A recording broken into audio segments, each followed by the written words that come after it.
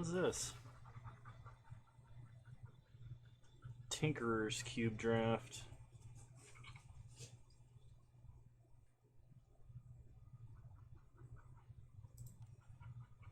What is... Huh, alright, so they have some custom cube for Arena, apparently. That might be fun to do.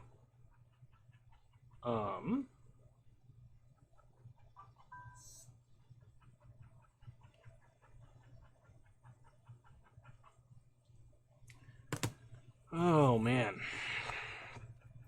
I'm tired. I'm sure you can hear Dopey here. Yeah, that's you. Yeah, he's tired. It didn't take very long. It's kind of warm today. We got some good frisbeeing in. So I don't play Arena normally, and I think I'm gonna do, I don't know, something casual and historic, maybe.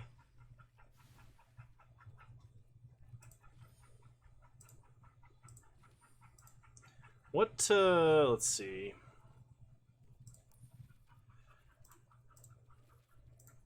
Can we, okay, here we go. Let's do something like historic. What good engines are there to brew around in historic that exist?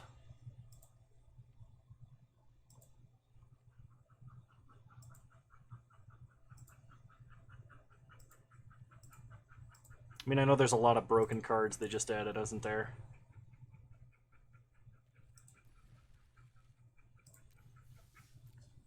Gosh.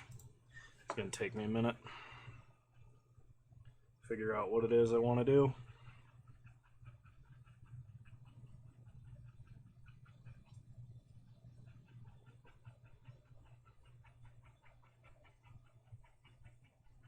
Kefka, welcome. How's it going?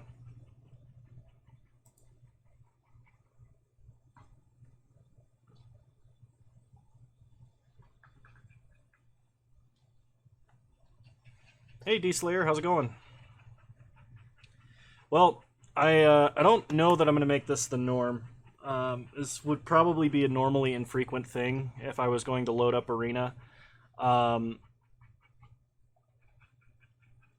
going to... like I said, I'm not recording any videos for this week. I'm taking a sort of a break, and I didn't want to immediately jump back into like competitive modern stuff. I figured I would rather more hang out with chat and kind of like do Magic as a background thing. And the easiest way for me to do that is just maybe brew up a deck in a format that I don't really care to play that competitive. Drafting's fun, it's just not what most people want to see, I think. I mean, I can play draft, I don't mind doing it. What formats are there in draft right now? There's Forgotten Realms draft. There's a cube draft. And that's it. Is it Phantom? And I can try it.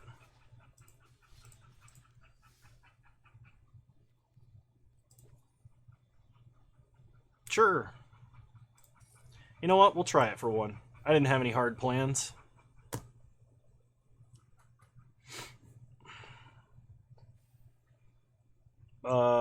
What double feature?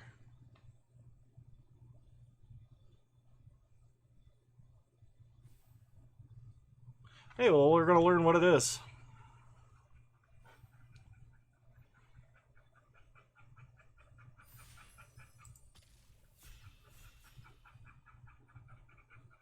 Is that a,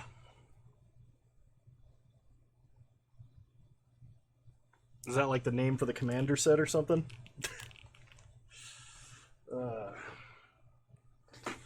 I have actually not opened any Magic client from the day that I uploaded that video until now.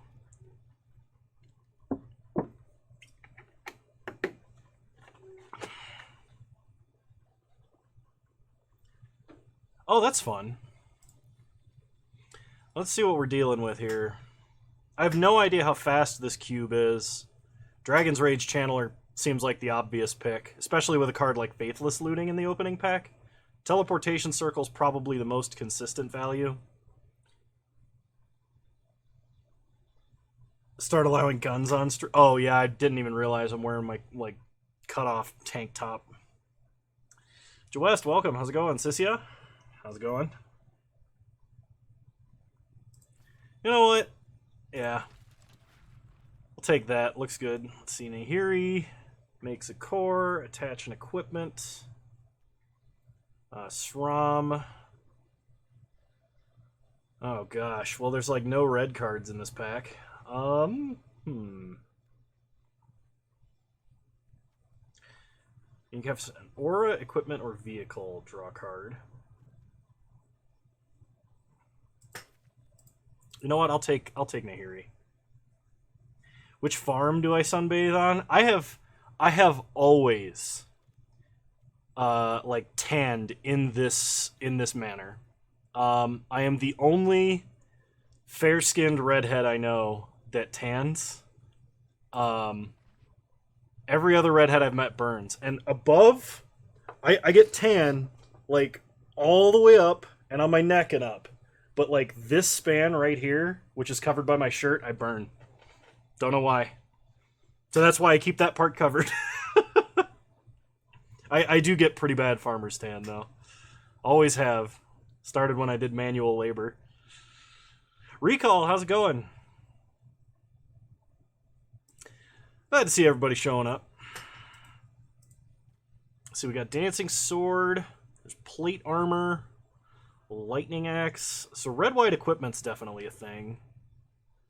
And I think Dancing Sword is better than Plate Armor. So I'm going to take Dancing Sword. That's how I feel, Kefka. It's kind of funny, it only took about 15 minutes of circular plastic disc flying through the air to get the fuzzy creature tired. I had to avoid a whole lot of words because I don't want to get them excited. I'm going to take Bone Splitter, I think. You're going to play some Modern Affinity? Sigma would be the guy to ask. Mixum, how's it going?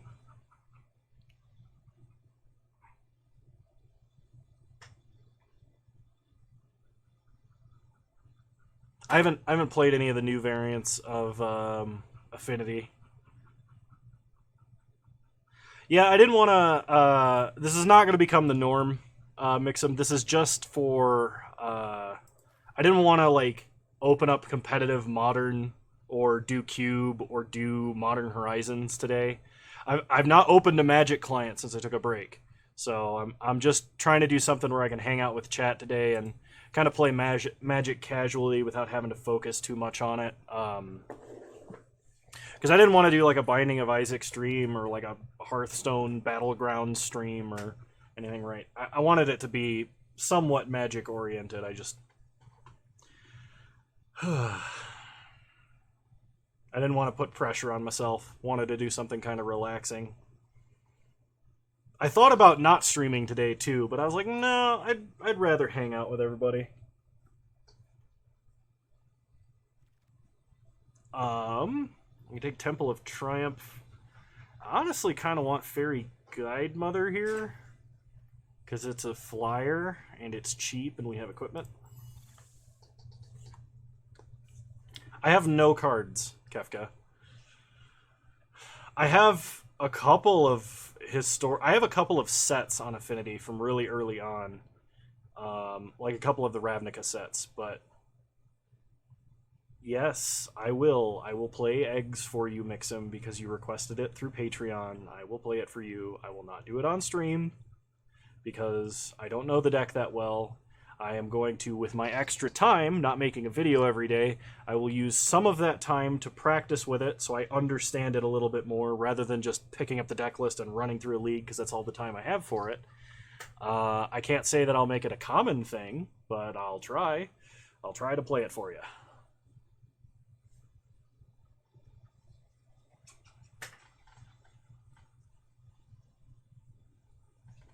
I have to mute my phone. Because the notifications are bothering me. I mean, Slitherblade could be fun. It's unblockable, but it's blue. I guess. You know what? I'll take the Slitherblade. We'll see what happens. Who knows how good our mana is. I know how to play Hammer Time. What do you need?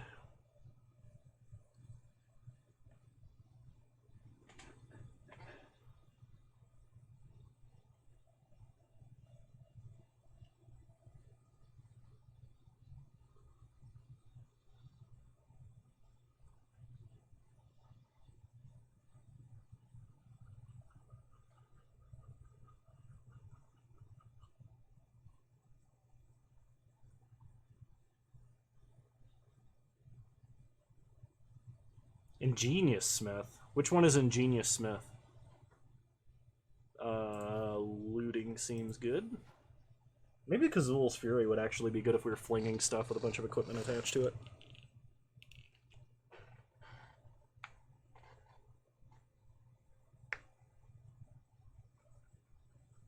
Generally, like, Giver of Runes, you only want to play as like a 1 or 2 of. Cranial Plating is nice as a backup plan, so like even if you don't play a lot of it, just playing a singleton is fine. Bauble can be excellent if you have Luris in the sideboard, and you don't have the Metalcraft guy, or not the Metalcraft guy, the Ethereum dude. Tarek, thank you for resubscribing. A year of birthday streams. 12 months. Wow. Has it really been that long already? You do have Luris? I would keep the Bauble then. If you don't have Ethereum Sculptor, especially, take Silent Departure. I would...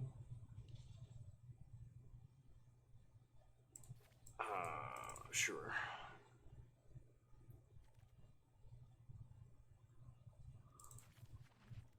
Is that a new Innistrad card? Is this here? I've not really kept up with a lot this week. I'm far behind the times. Mix'em, it's not my birthday, but thank you. I'm gonna take Adorned Pouncer because it wields equipment nice. Eye of Vecna is kind of like a Phyrexian Arena, kind of. Baby Gisela. Okay, yes, I know which card that is. Lorehold Command. Lorehold Command's a ton of value. Fireblade Charger is an excellent equipment creature. I think I'm going to take Sacred Foundry, though. I want the fixing. Don't let Kano gaslight us. I'm not gaslighting you. This is not a deck of many things deck. I could take the Riverglide Lava Glide pathway and maybe splash the unblockable 1/1. That guy tramples a bunch. How many creatures do I have? Not a lot. Less than I need. I'm going to take the duel. I may not even play it. That's what someone who's gaslighting us would say. Deck of many things doesn't go in this deck, D-Slayer. Orfeo, how's it going?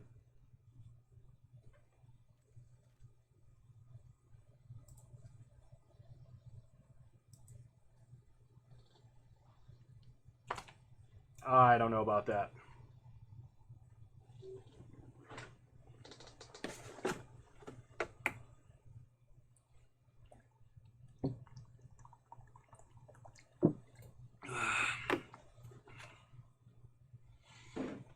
I really only feel like Battle of Wits is a deck of many things. Perhaps a deck of too many things. White-black duel is not what we want. Oh, the Jumpstart cards are in this. I didn't know that. Abzan Battle Priest. A 5-mana 4/4 Angel that deals with 1/1 counters. A black equipment. I guess I take the Angel. No deck is a deck of all the things. Cave of the Frost Dragons, Manland. Pegasus creatures you control have lifelink. I have no enchantments, but it is a flying lifelinker. Sure. And I do need creatures. We have no learn spells, so Inkling Summoning seems bad. This is, I guess, a time for Disciple of the Sun.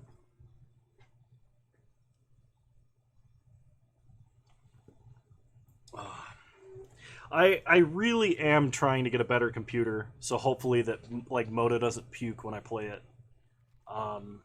That is basically the reason why I stopped. Oh, Boots of Speed. I don't have enough creatures, though. I'm gonna take... I gotta take the Novice Knight.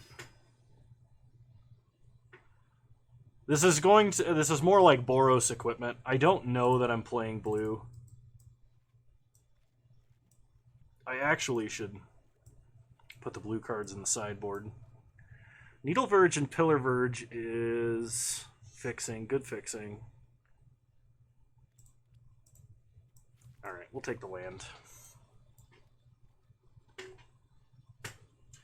Canooter! My actual cousin. How's it going?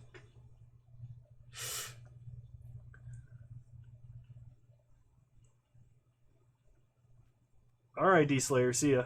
This is some cube they have on Magic Arena right now. I actually don't know. I'm just drafting cards I think look good.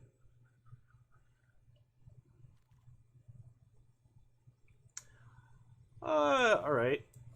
That's a card. It's not my birthday, Tarek. Why must you do this?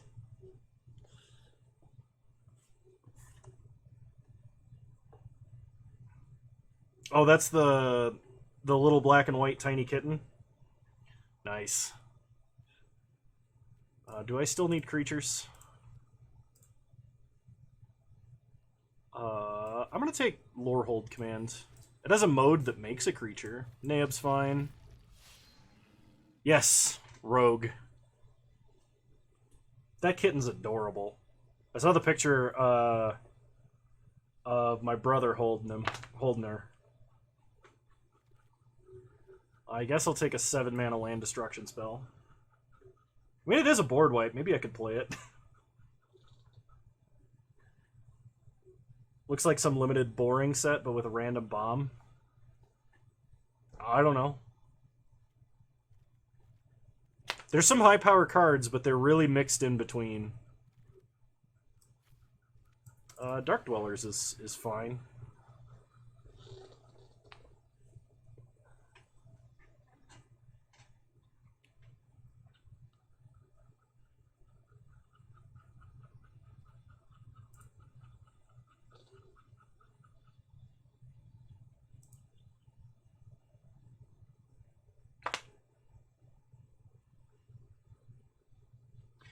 Which format? I assume you mean modern Kefka.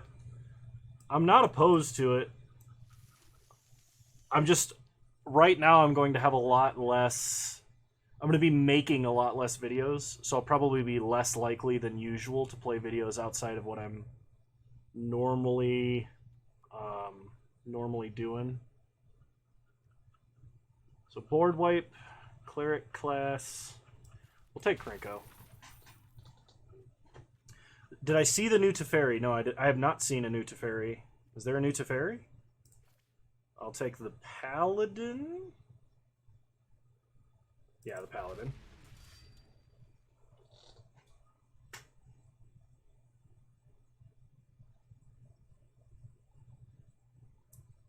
Well, I appreciate you tuning in, Orfeo. I'm gonna go with Doomed Traveler here. I like Doomed Traveler. Played that card a lot in Standard.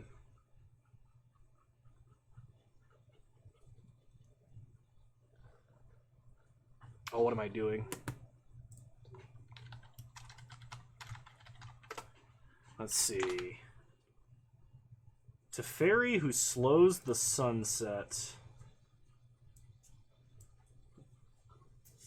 Choose up to one target artifact, one target creature, and one target land. Untap the chosen permanents you control. You gain 2 life. Look at the top 3 cards of your deck, put 1 in your hand and the rest on the bottom. You get an emblem with untap all permanents you control during each opponent's untap, and you draw a card during each opponent's draw. He's definitely not the greatest. Yes, Porter Cam is live. He didn't want to lay in his actual bed, so he's overlaying on the nice cold concrete because we were just out in the heat playing frisbee. It was too hot to take him for a walk, so I think we take Skewer here because of the direct damage. I don't have any lessons, so Guiding Voice isn't really that good. We're not discarding, so Blazing... Ow, what the... My finger really hurts for some reason.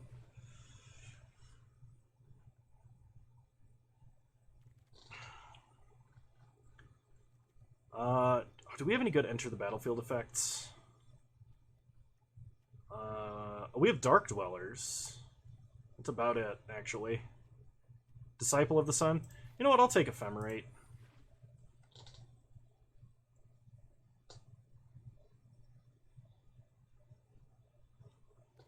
starting to count years in Ren. That's funny. So Unstable Obelisk is a mana rock that also can 7 mana Vindicate. Reconstruct History could be good. You think he froze? No, he's not froze. You're just too high, Canooter. I'll take Intro to Annihilation in case the 1 mana white spell comes around.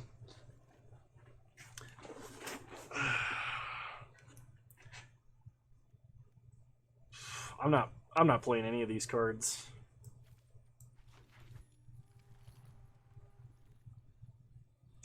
Let's see, Kabira Takedown. We don't have any enchantments, so I don't want Heliod's Pilgrim. I guess I'll take the tap land. Javelineer or Basri Solidarity, I guess, but I'm probably not playing that either. Intro to Annihilation. Kano when he plays Mad Meta. Oh, gosh. Need to come up with a series for truly crazy stuff to attempt. Like 56 Mountains, 4 Countryside Crusher, or whatever.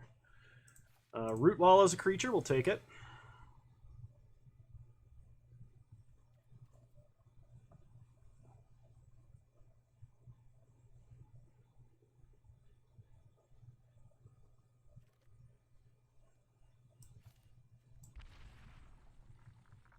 Breaking common magic.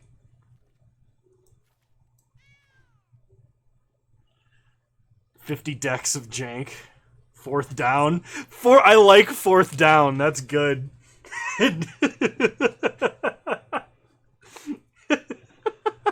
Sorry, that one got me. I'll have to look at doing something with 4th down. That's fun. Okay, so we have too many non-creature spells. We need to get rid of some of the non-creatures. We are also currently playing, what, 16 lands? 15, 16, 17. We can go down 1 land because we've got... 4th down is when you... In American football, it's when you punt. Yeah. If it's 4th down and it's too long to make the yardage, you punt. Because otherwise, you get the ball further away and you have to turn the ball over after that. Soul Guide Lantern, we're probably not going to play in the main deck. I like Gopher Blood, actually, as removal. Probably taking out Basri's Solidarity. Oh, Enthusiastic Study is a learn spell. But I only have Intro to Annihilation. I guess if I want a combat trick that's more than 1 mana, I'd play it. But I don't think I want that. Need a punt compilation and call it 4th and Kano. That's good. 4th down would not be understood outside of US. That's fair. I actually have a disproportionate amount of foreign viewers, which I think is interesting. I don't know what it is that makes me approachable, because I definitely don't speak the best English, despite really only speaking English. Um...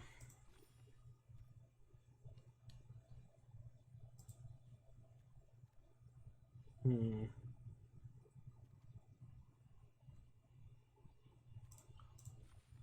gonna cut the... Or not crash through. I do want to actually crash through. Alright, I think we got a deck. Let's try it. I'm gonna get curb stomped by something absolutely crazy.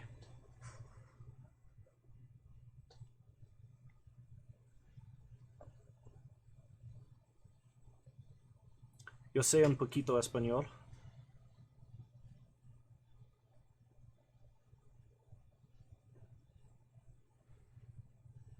Well then.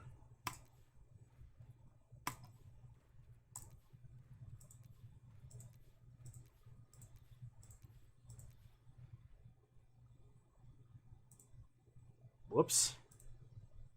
Hang on. There we go.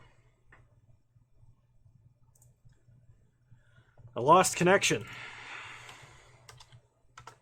The curse of restarting the client has followed me to Arena.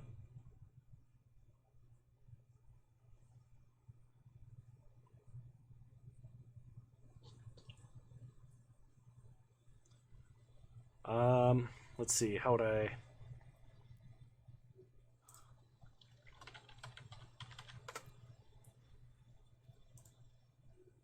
If I... Is Arena down?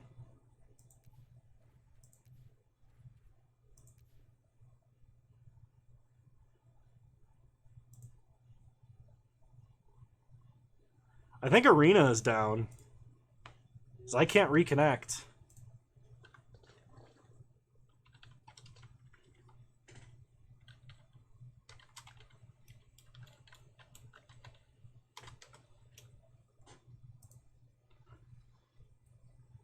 Oh no, it says all systems operational.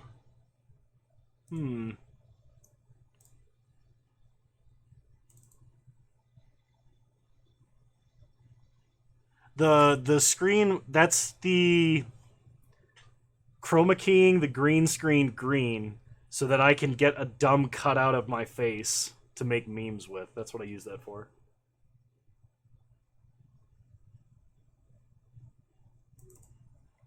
Arena is like not working at all right now. So this is what I'm seeing. Let me open up the forums. Yeah, it is the meme scene. Forums.mtgarena or forums.mtgarena.com's DNS address could not be found.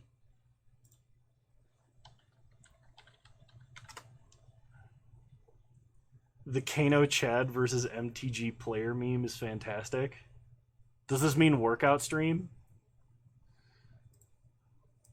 I don't know what this means. This means I need to figure out what's going on.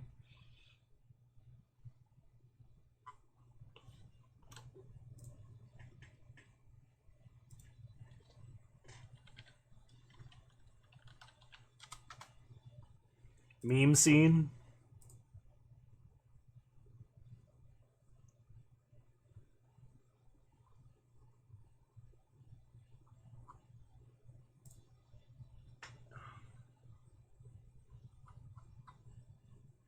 Gosh. Jeopardy music? I know, right? Gosh dang it. No. No. I have too many scenes. Okay, here we go.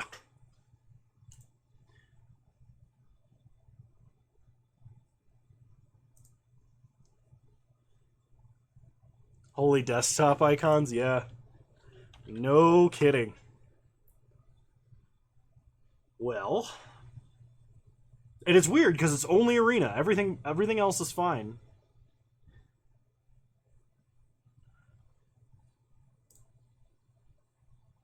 All right, this time it actually opened.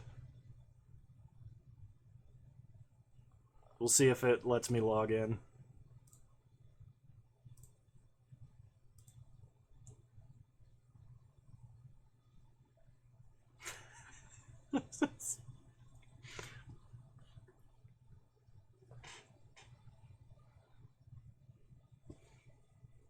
Oh, this time it didn't even have me log in. This time it just instantly opened up to this. That's fun. All right, let's try and play around. Hot MTG singles in your area. Funny.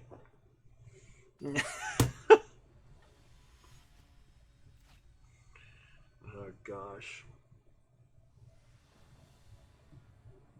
Huge jacked ginger plays with big deck. All right, we're keeping this hand.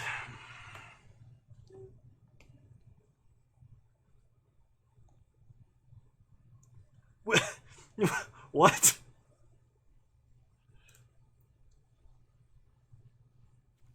I got lead on Doom Traveler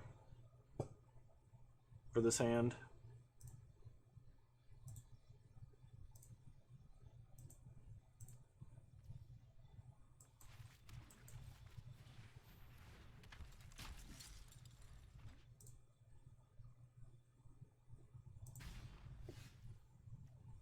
Dragon's Rage Channeler recently dipped in price.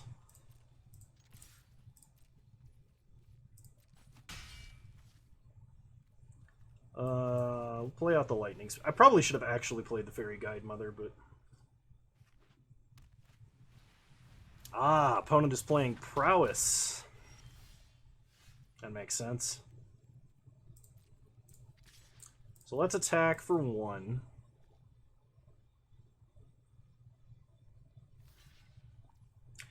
Never mind. I'm dumb. I meant to equip. We'll play Novice. I meant to equip, attack, and then play Novice Knight and equip. This is... yeah, alright. Well...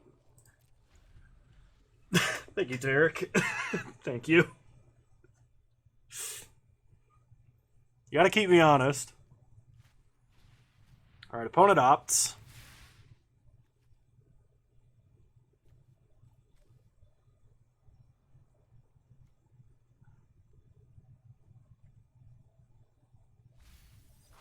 There's a 4th down already.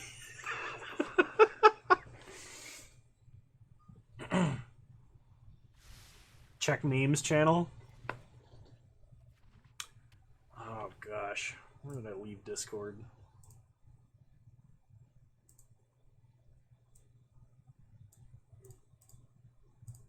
My internet's going slow, I think. Why? Who would do this? Mix him. Who? Why? Why would you do that to yourself?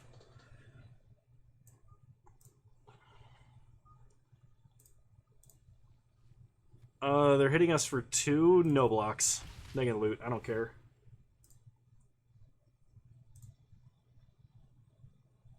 Yes, 4th down is the last chance before the turnover, yes.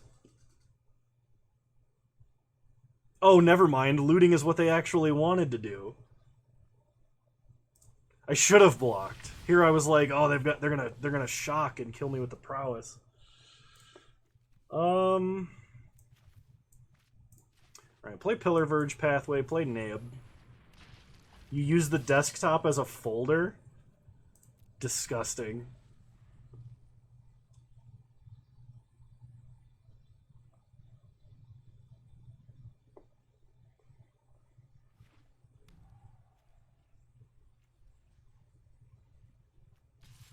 Alright, opponent attacks for 1. No blocks.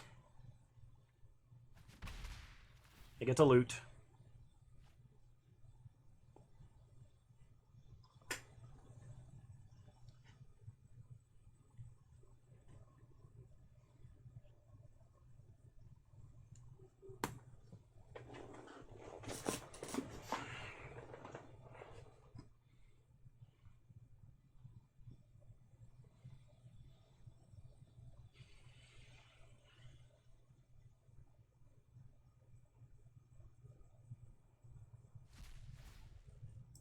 They have a fiery temper.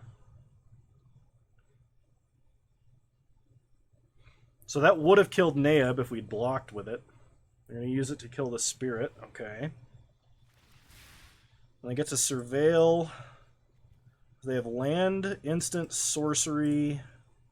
They'll have an instant. So I guess it depends on whether or not they can surveil something else. Another instant. Okay.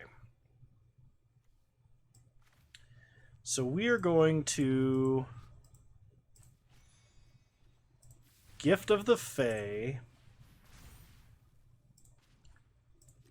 equip, go to combat, attack for 8, go to damage, discard 2 cards, draw 2 cards, add 2 red mana, play Nahiri.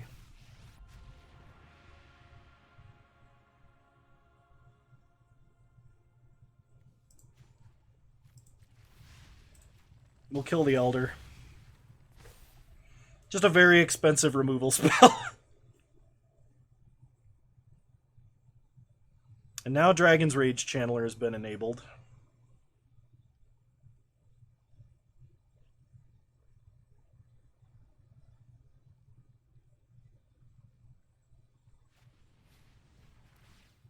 Don't lightning axe my creature, bro. It's rude. So they discarded a land to cast that? Or they discarded Seasoned Pyromancer? Or I see. Okay.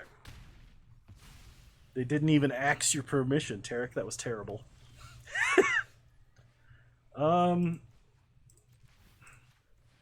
Kill Dragon's Rage Channeler. Play Fairy Guide Mother. Pass.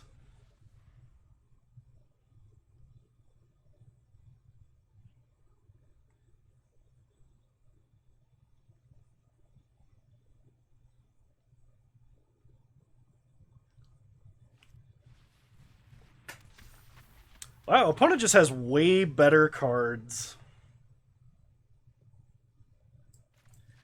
than we do. Put a counter on the Guide Mother. Tarek the Terrible. I thought it was Davrik. I thought that's what you were called.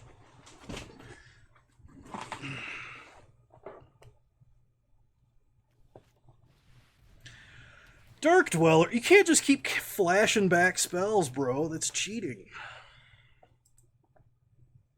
There's so much value. Fiery Temper. Kill the flyer. Davrik because no one remembers my dual identity. Alright, we take a bunch.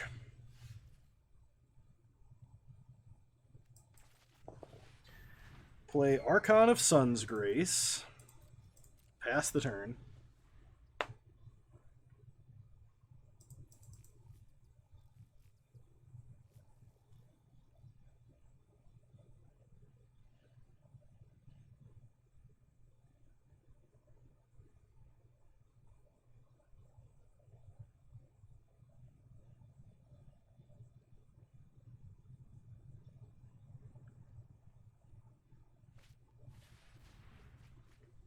This is the one that appears on the right is your opponent's. If I had one, it would go here.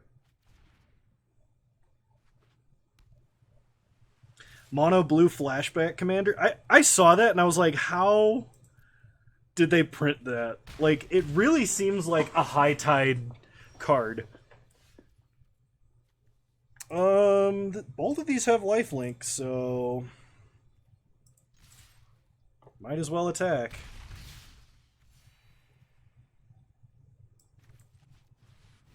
Play an Angel. They have a counter spell. Alright, pass the turn.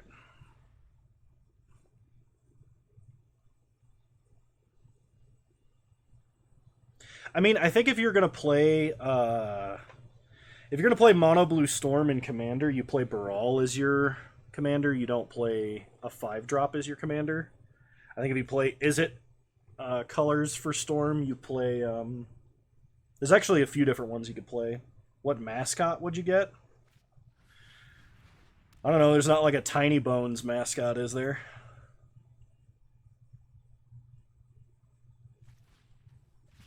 Why? How do you keep flashing back these spells? It's like 5 different ways. You think there is?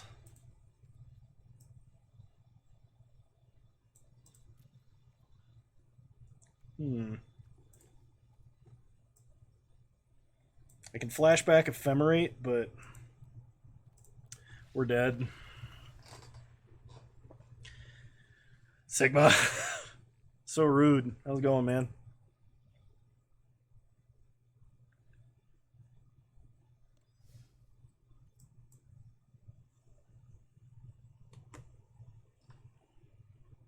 I wouldn't play with Puppet Jace.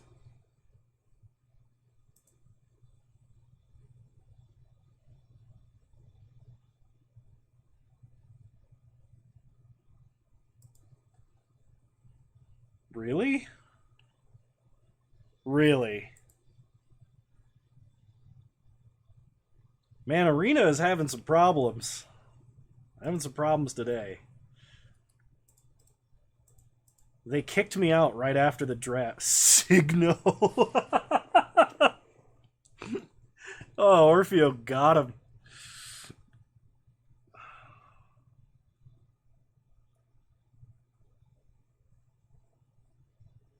It's the curse.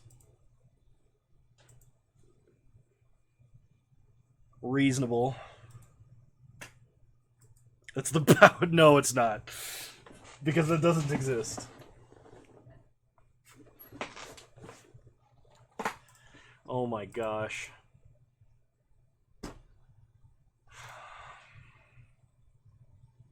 Phoenix, how's it going?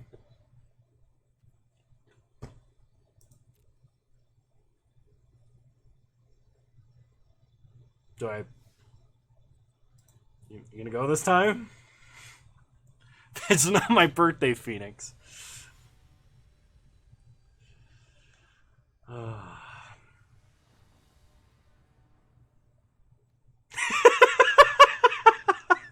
Derek.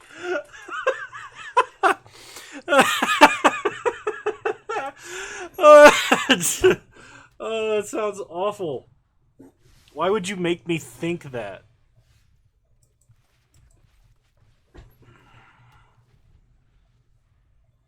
Oh my god. What is wrong with you people?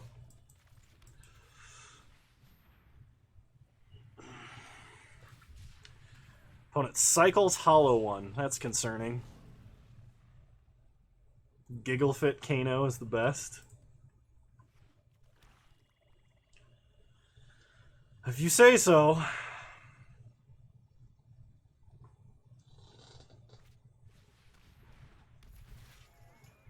Our opponent plays a Skullport Merchant, which means we're going to play Nadar.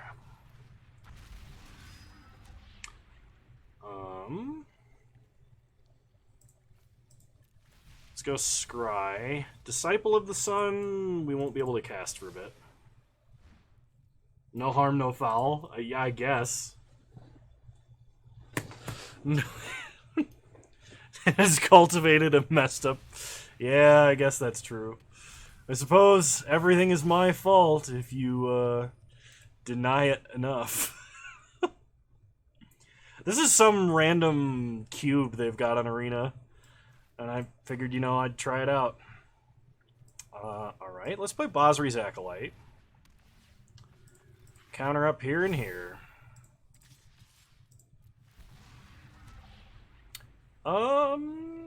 Make a goblin.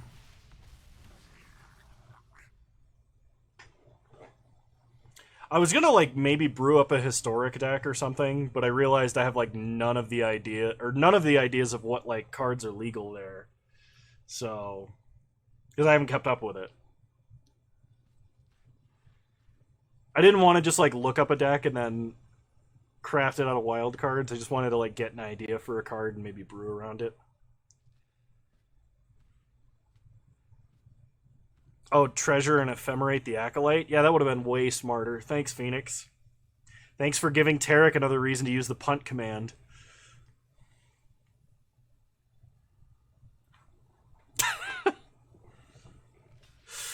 Okay, so they're going to trade. And see, if I had done the treasure... Thank you. If I had done the ephemerate play,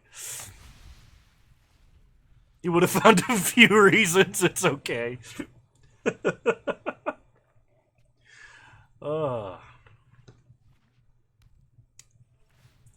Alright, opponent plays an Evolving Wilds. They go get a mountain. That's not scary. Timerette calls the dead.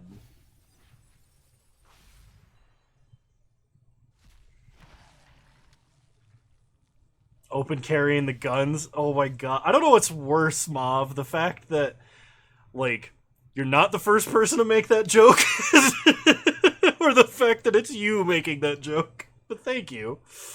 Oh, what do we do here? So let's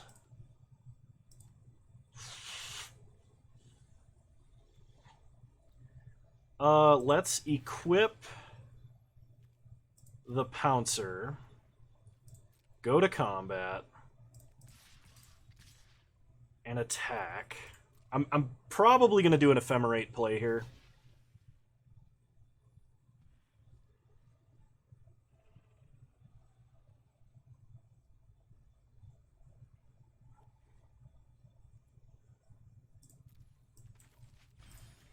So ephemerate Bosri's Acolyte.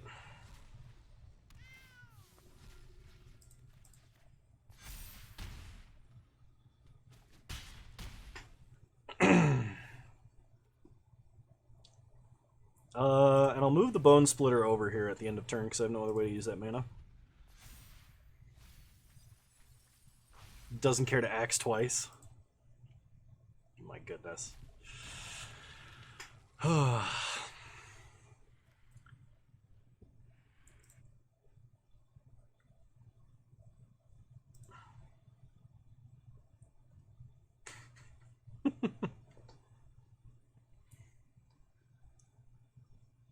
Hey Mav, when you streaming more Visage? I don't normally watch Twitch, but that one got me. That one got me interested.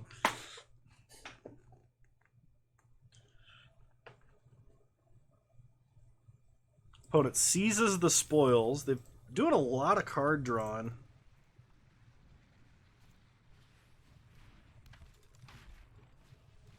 They got a Dragon Master Outcast, which we should kill immediately if possible. Alright, so Ephemerate, Bosri's Acolyte again.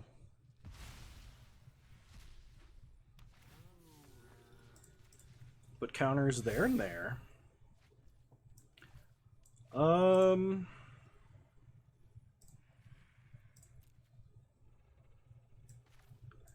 Let's play a Plains, play a Nahiri. This is a draft format. I'm going to kill the Dragon Master Outcast because that's an incredible payoff if it doesn't die.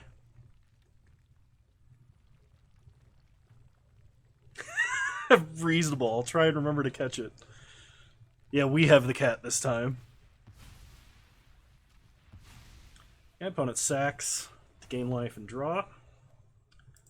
So then we can equip the Pouncer. And they have to block or they die.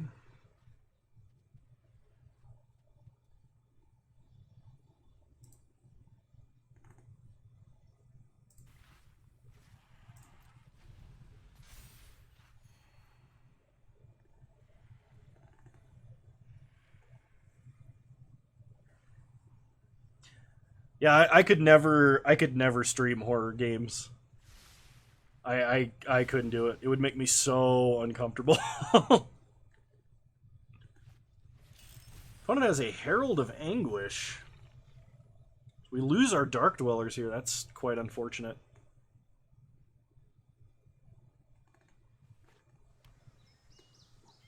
And they play a Thriving Bluff, so red and black. Okay. Swing with everybody. The intent is to get them to block with the Herald, because then we can skewer the critics to kill the Herald.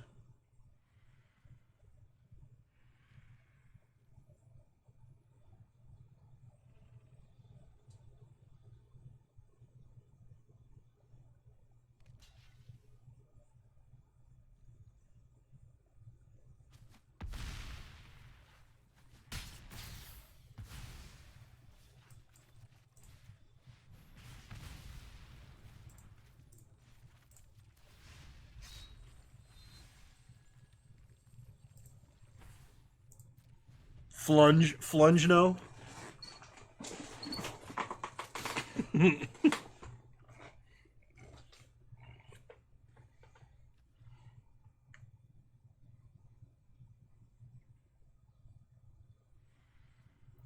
Excuse me? What? What does that even mean?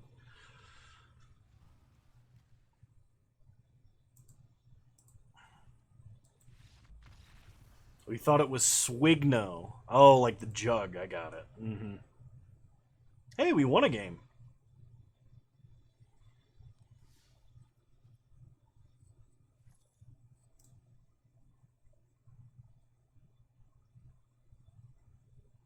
Kano when he reads a card. What does it mean?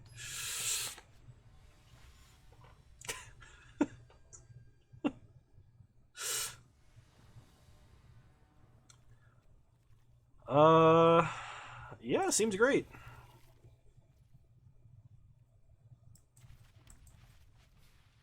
Play Darcy, pass the turn.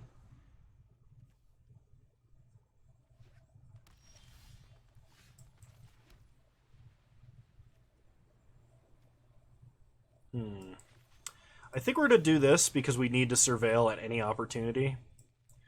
Like a 5-drop, that can go in the grave. Hit him for 3. Double rainbow. Kano doesn't read. That's why I always leave one ear uncovered. I got my interpreter off to the left here. So that's a 1/1. So I'm actually going to kill the 1/1, put a Plains in the grave. Play Doomed Traveler. Get in for 1.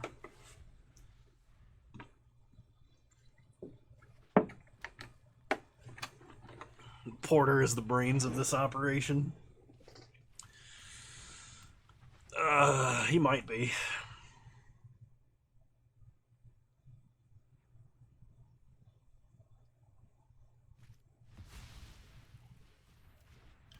Warbrier's Blessing.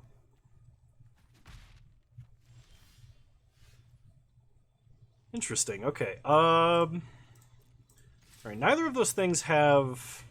Well, it doesn't have power, so... We get to get in 1 damage there. We can play the cat, play the Guide Mother, then pass. Artifact, Enchantment, Instant, Sorcery, and Planeswalker.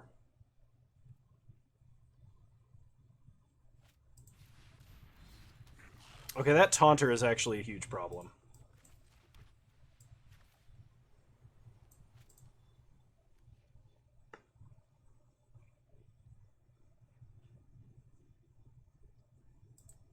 Oh, they can kill, like, anything on our board.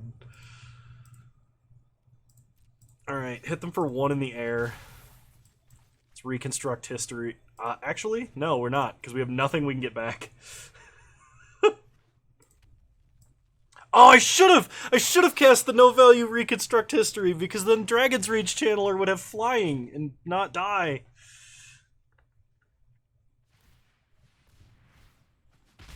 No, how did he know to kill that? Thanks, Tarek.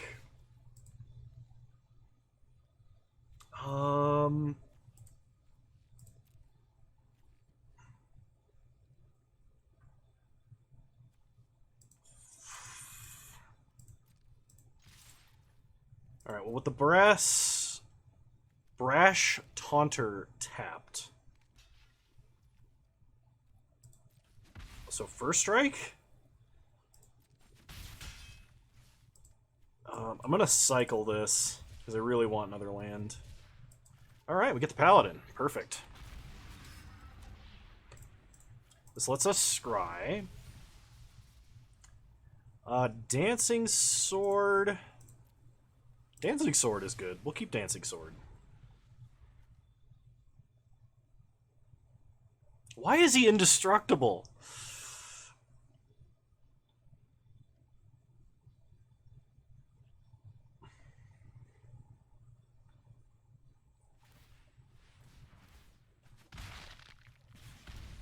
Why are you doing that at sorcery? You're letting me attack when you do that. Unless you have an untap. He's got an untapped trick, doesn't he? I'm going to equip Nadar or Adorned Pouncer, and I'm going to take 1,000,000 damage. You watch. Play the sword. Equip the Pouncer.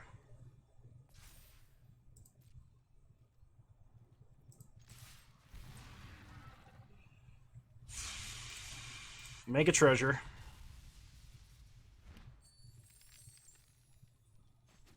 You didn't have a blocker? Why are you tapping it like it's sorcery? Why would you do that? Opponent.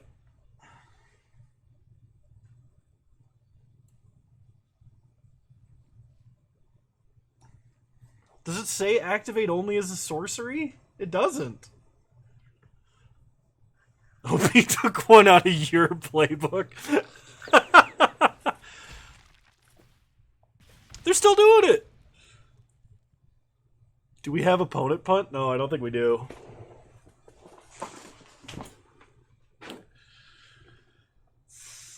Also, I like how as of last count, the total punts is like 162. If you... Oh, gosh. What do they discard? Garrick's Uprising? Yeah, that doesn't do anything for them. Alright. Opponent definitely could have dragged that game out and probably won with that Brash Taunter. They just refused to. Wait, I have packs? I have a pack. A Flumph. Alright, back to the game. I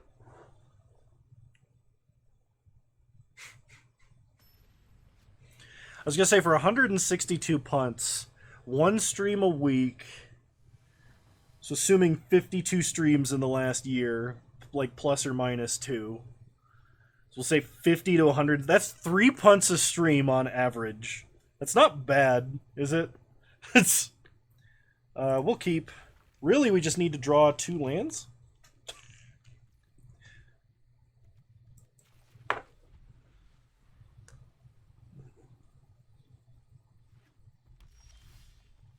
Well, that's technically a land. Play the Pouncer. I'm actually almost certainly going to play that as a land because I have a double white card in hand. Sulfur Falls into Magmatic Channeler.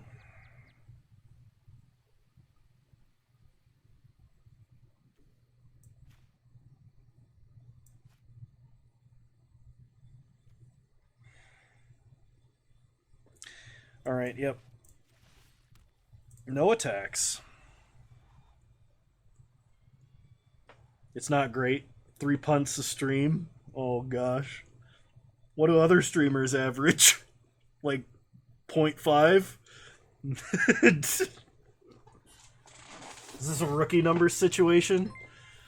Silver, thank you for resubscribing. Yes, we have restarted the client twice. I got disconnected both times. And for a bit, I couldn't reconnect. When it cycles a Lonely Sandbar. We draw a Doomed Traveler. So what do we do here? I think we attack first.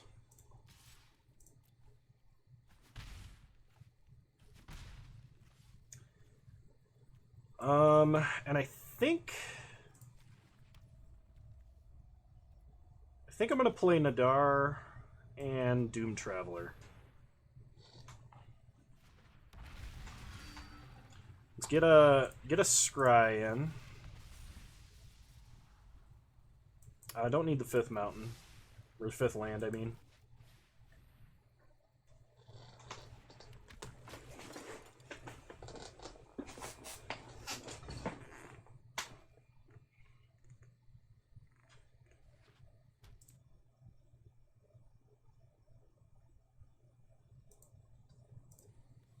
Okay, that Murmuring Mystic's going to be a problem if I can't kill it.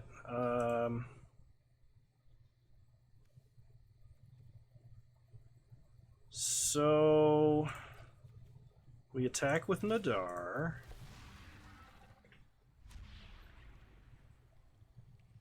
Make a goblin. Opponent just blocks with the Mystic, because why wouldn't they? Unless they think I've got a trick. They think I've got a trick, okay. And then we'll play the Archon. I'm going to hold this Plains in hand, because I might end up discarding it to, like, Naib. That is a possibility that exists.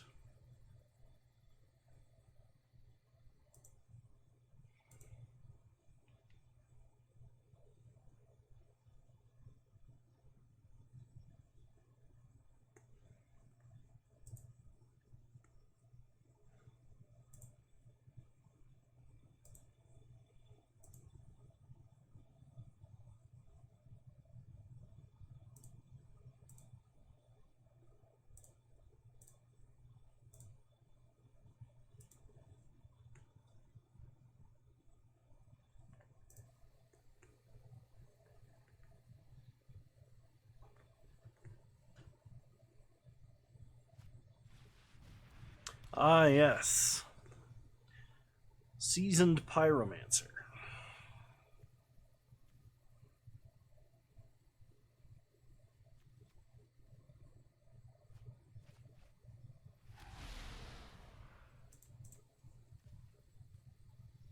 Discarding Multiple Choice and Rescuer Sphinx. Okay.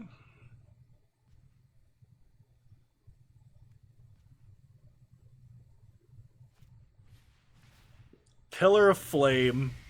I miss that card. I used to play that card in Standard. Sucks that they killed our Eternalized creature, but, you know, what can you do, right?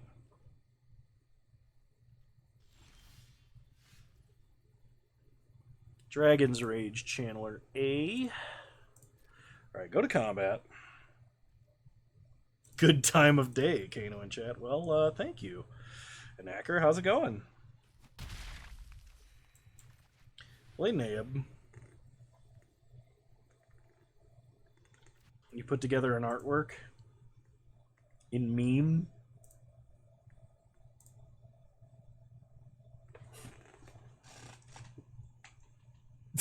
What?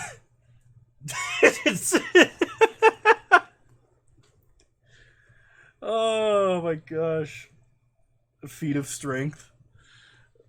We gotta come up with a reason they'd accept, but maybe. That would be fun. Small, smooth brain. Large, wrinkled cranium.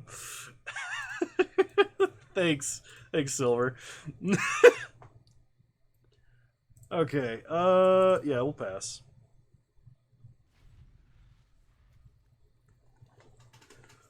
Oh, man.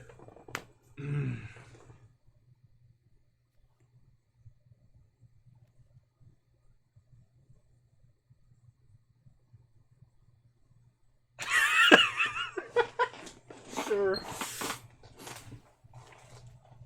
I don't know why opponent is, like, pitching all of these instants and sorceries when they could just, like, cast them for value. Like, them flickering their Seasoned Pyromancer was way better than them just discarding this Illusionist stratagem. Like, 100%.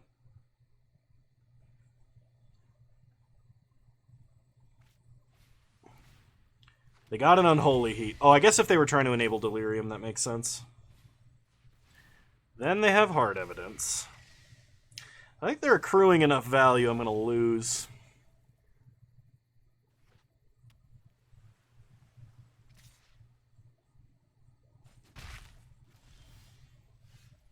We get a Disciple of the Sun. We have nothing to buy back.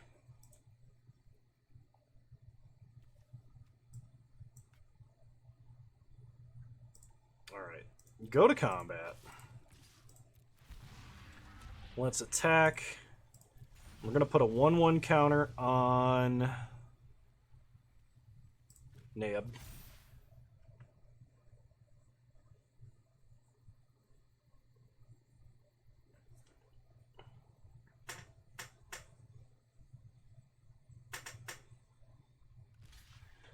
You must first carry this large sword up and down the field.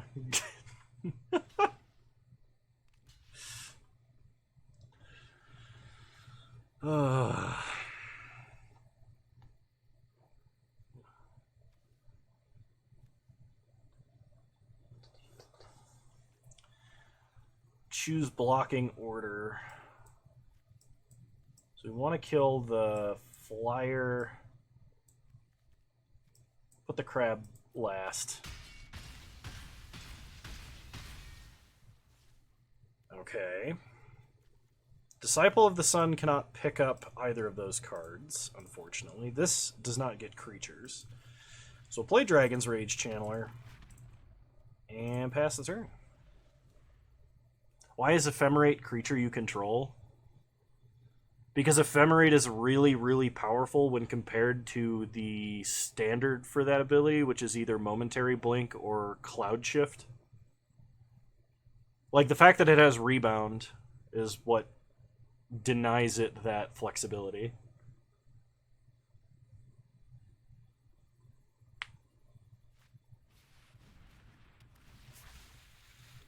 That's no fun. Is that Archaeomancer with prowess? It is. Okay.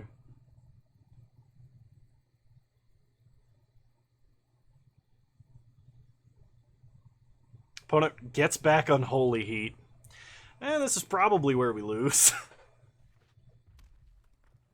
Oh my gosh. It's silver.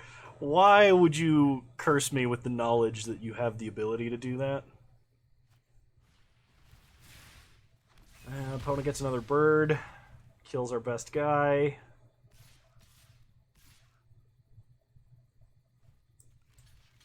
Attacks in the air for a lot. We'll block with Doom Traveler. Any cards from the upcoming set that caught your attention? I haven't been paying as much attention as I should. So I do want to say that much. The other thing is, there are a few cards that I actually do want to play, and even in a more casual sense. A lot of the zombie-related cards.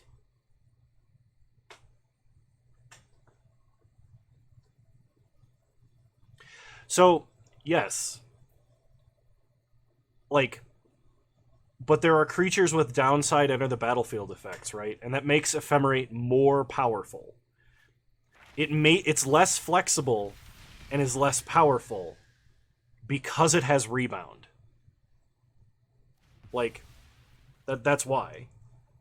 Because I'm pretty sure Cloud Shift lets you target anything, and I know Momentary Blink does. Oh, he just got value off of Teaching of the Archaics.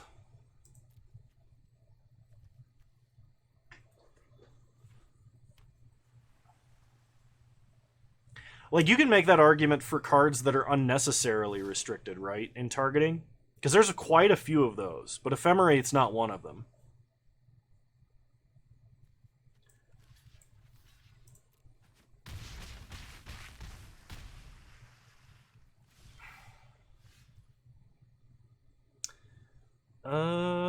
Okay, so let's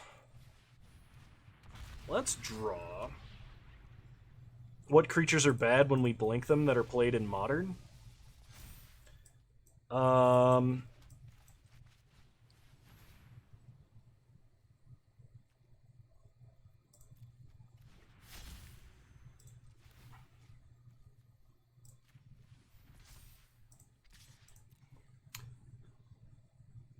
There are a few.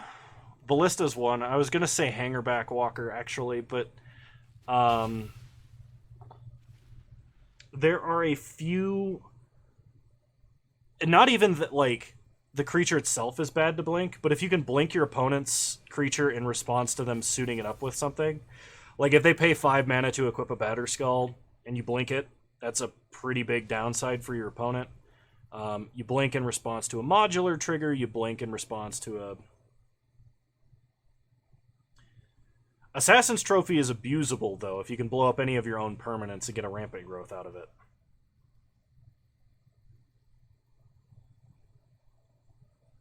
I mean, like, yes, in the general case, it's not, but, like, if I Assassin's Trophy my own, I don't know, hatching plans, then I get to rampant growth and draw 3 cards for 4 mana.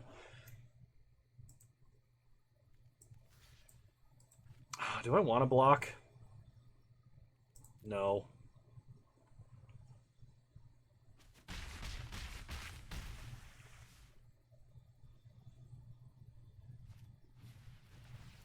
Like I said, there are cards that are targeting restricted. For 2 mana in Modern, yes.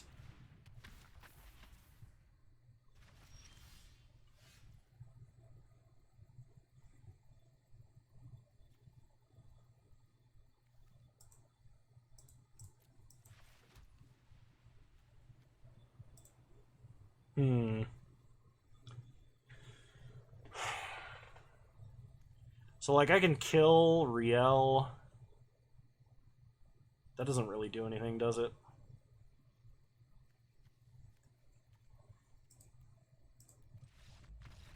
Alright, next game.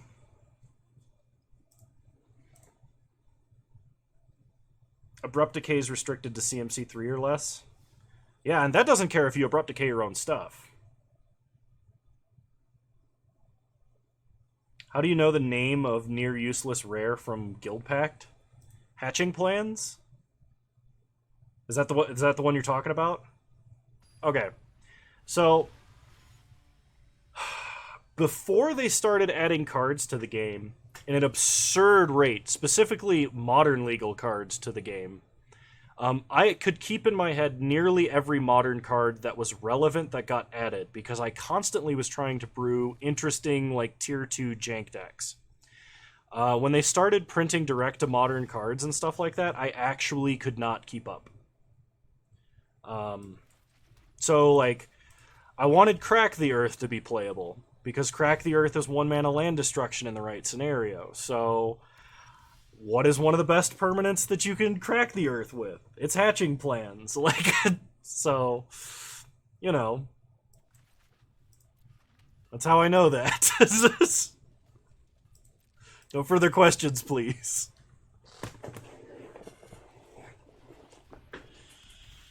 Oh, opponent's got a cantrip creature. That's a pretty good card. Alright, now I'm going to Faithless Looting because I don't need this many lands.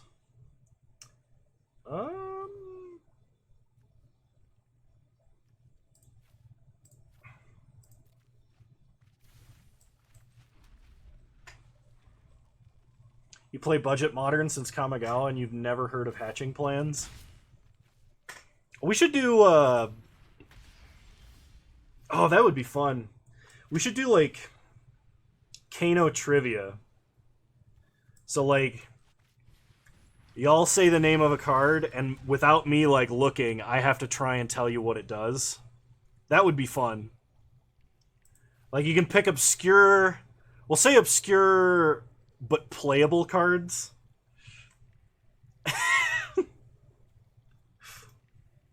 And I can try and remember the text from memory. That would actually be fun. Do I need a 5th land right now? Yes. Only Modern legal, yes.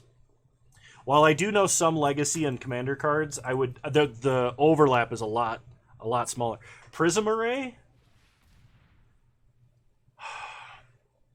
Is that the 5 mana artifact you can pay 2 mana to put a counter on, and you can take any number of counters off to add any color of mana?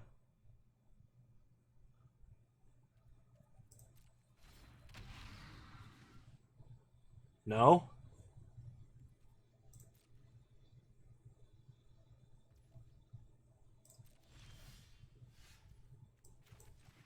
Is that no as in you're wrong, or no as in you got it right and I'm mad about it?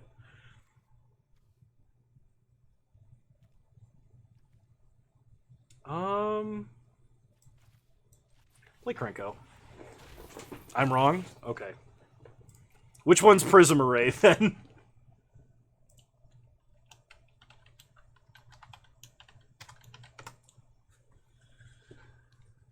Oh, the Converge spell! Yes! I actually know of that card. I'm thinking of... It's an artifact from... one of the Mirrodin sets. Alright, so we're going to block here. And then we're going to Ephemerate. Yes, that one's from Battle for Zendikar. I know of the card, I just didn't get it right. Alright, give me another one.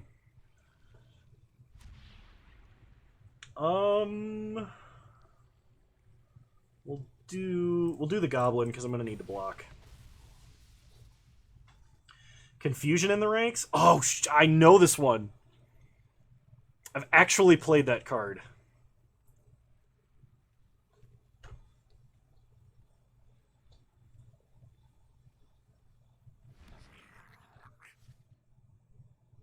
Oh my gosh. Is that the one that, like, shuffles both sides of the board?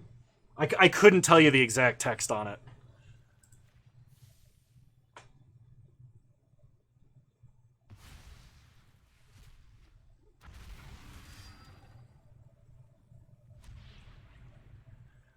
So we'll put a counter on Krenko. Then we'll play Patron of the Valiant.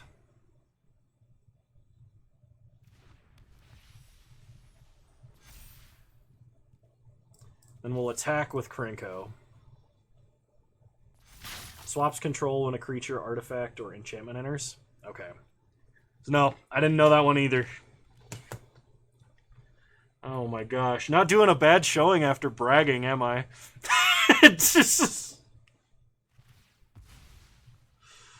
Do you have a preferred Japanese schoolgirl uniform? Do I look like the kind of person that has a preference on that?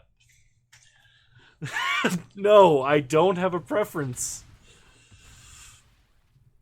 Oh, well, that sucks.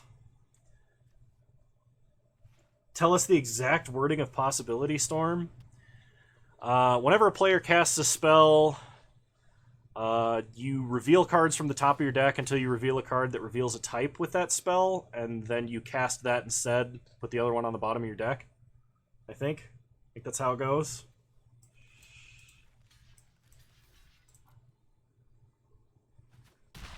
It's a 5-mana double red enchantment.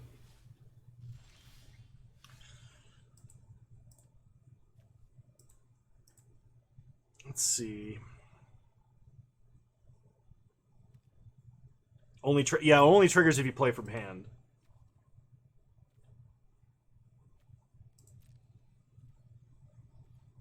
Alright, attack with everybody.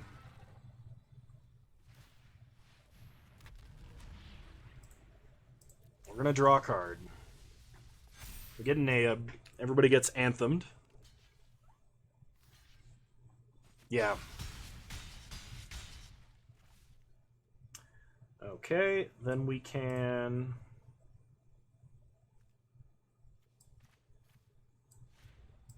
Spectacle, Skewer the Critics. And then Dark Dwellers, Skewer the Critics. Actually, we can Ephemerate Dark Dwellers. And then Skewer the Critics.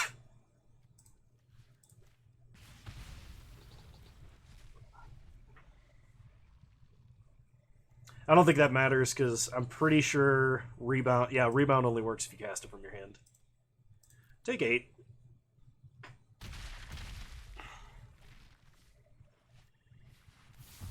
What? You can't just have a token producer of that power level. Alright.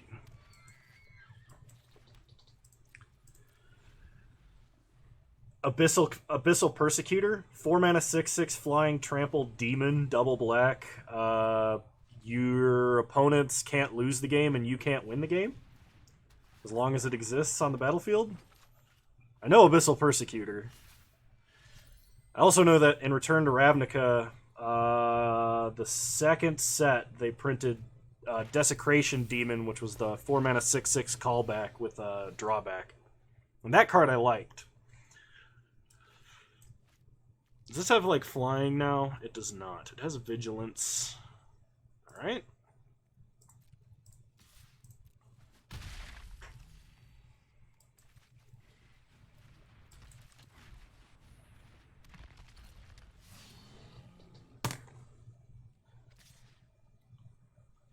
Has to tell as many cards from the current deck list. Well, that wouldn't be that hard. Most of the decks is just like Bauble, Luris. It's just like free gimme cards, right? Okay, what card types do we have in the grave? Creature, land, sorcery. Okay, let's go looting. We get to Surveil. Adorned... Actually, I kind of want Adorned Pouncer in the grave.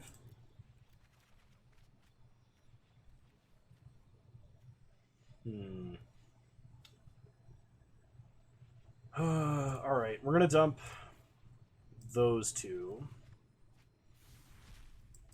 Play Basri's Acolyte. Or exactly the land is really hard. That's fair. This has trample. Okay, yeah, we'll attack for lethal. Oh, they have the token land! Ugh. Well then.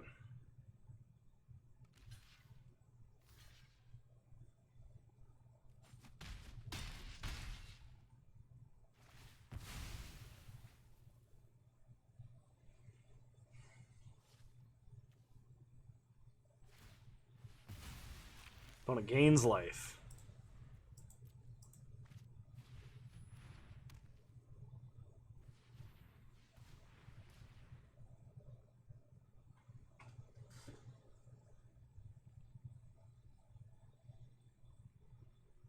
On 15 mana, Emrakul exactly. So it's a 15 mana flying trample annihilator 6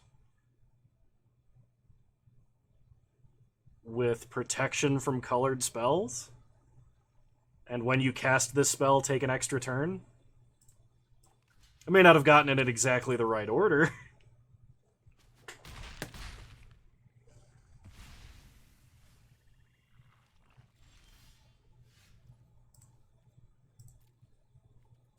Alright, go to combat.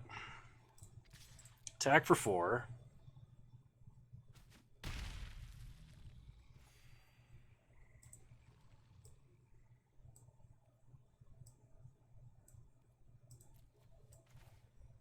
I'll have 2 mana left over if I play this, so I guess we'll go get Dragon's Rage Channeler and replay it. Because we don't want to land... Nadar we can't play this turn, and we want to Eternalize the Pouncer. Oh, it's yeah, I missed a bunch there, didn't I? Can't be countered was the big one. And the Shuffle into Grave to try and stop reanimation.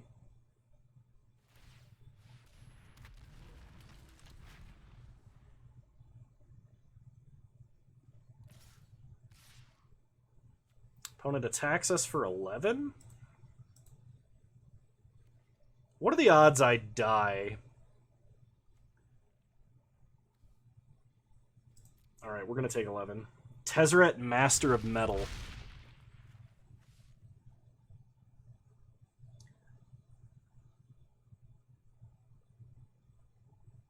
So that's... Okay, Tezzeret, Agent of Bolus is the Dimir one. So Tezzeret, Master of Metal. I don't... So there's Tezzeret, Master of Metal, and Tezzeret, Artifice Master. Hang on a minute. Does this have reach?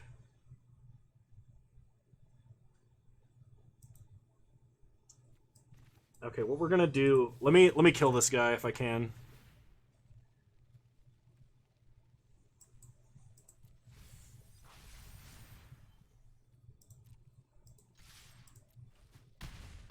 Okay.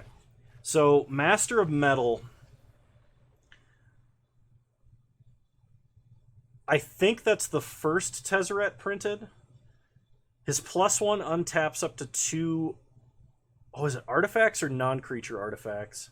He has a -X to tutor for an artifact with a converted mana value of X.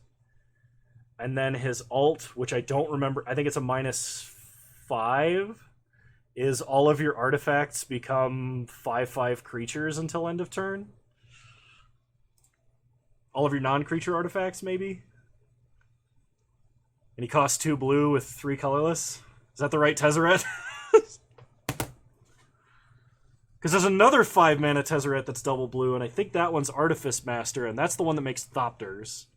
It has the 0 mana to like draw 2 and discard 1, or just draw 2 if you have enough artifacts. And his alt is like the Planar Gate effect, or Planar Bridge.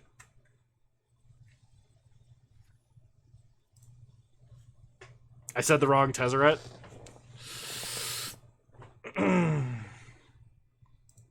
Okay, hang on.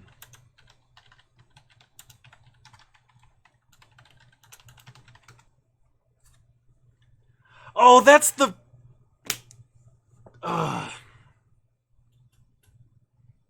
Okay, I wouldn't have got that one. That one's too new.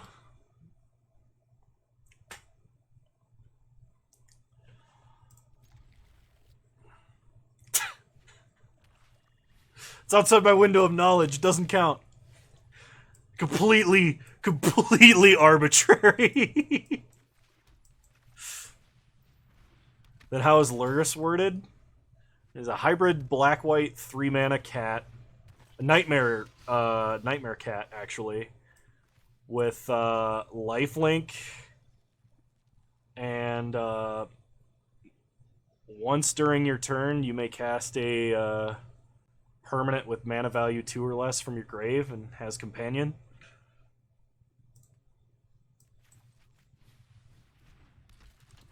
I did say it had to be modern legal. That's true.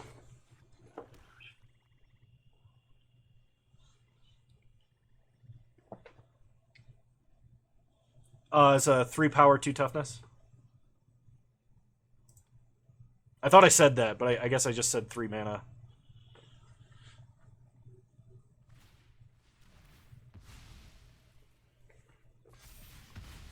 Oh, Blood Aspirant can ping things. That's annoying. Alright, play Krenko.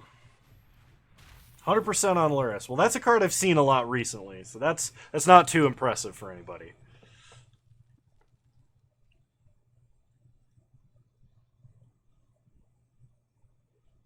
Boros Charm. So that is a 1 red, 1 white instant with 3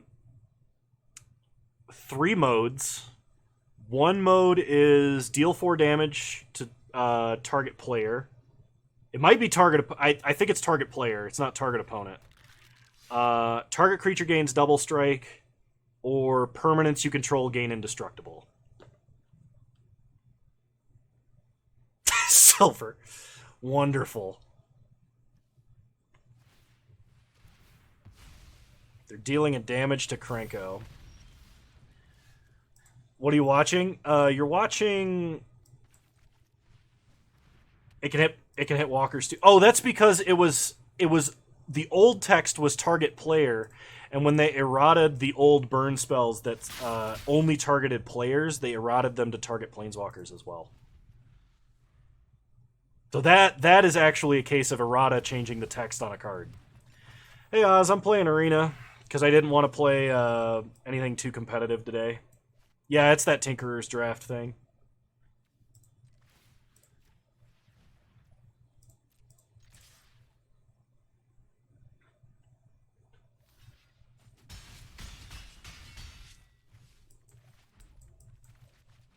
I'm more just hanging out with chat with, like, magic going on in the background.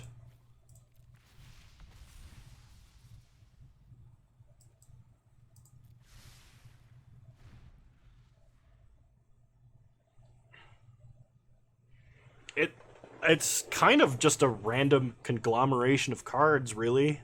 There's supposed to be, like, an emphasis on artifice or crafting, or... Honestly, I don't get that a lot from understanding it. Am I up for some Omir tonight? I don't really want to open Moto. Now a hard one. All right. A really hard one. Okay. All right, I'm ready.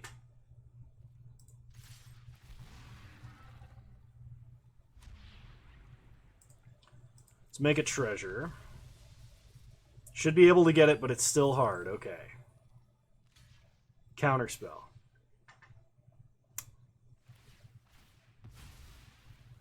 God. You got me. I don't know.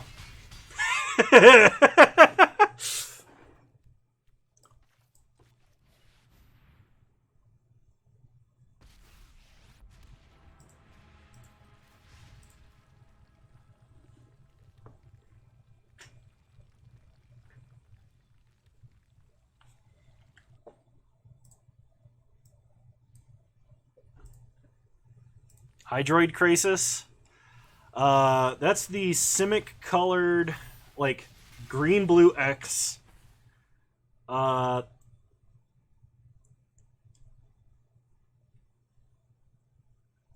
Is it...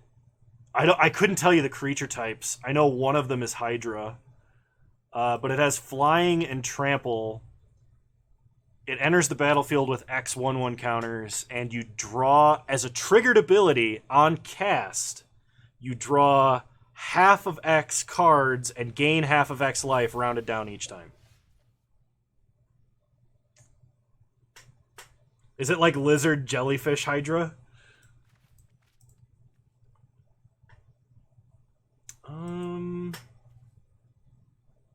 It's a flying death touch, okay. Go to combat. Attack.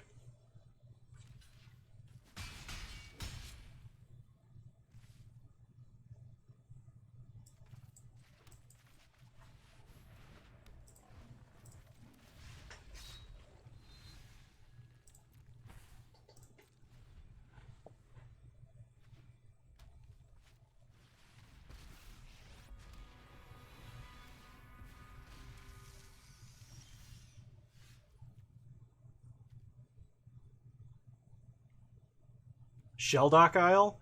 Shelldock Isle is a land that enters the battlefield tapped. It has Hideaway, and the keyword for Hideaway is look at the top 4 cards of your library, exile one of those cards face down underneath the Hideaway card. It taps for blue mana, or if a player has 20 or less cards in their library, you may pay a blue mana and tap Shelldock Isle to cast the spell that is hidden away without paying its mana cost.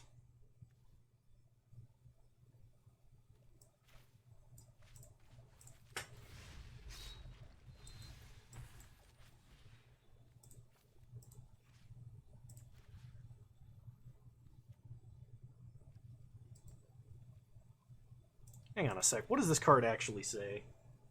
Okay, okay.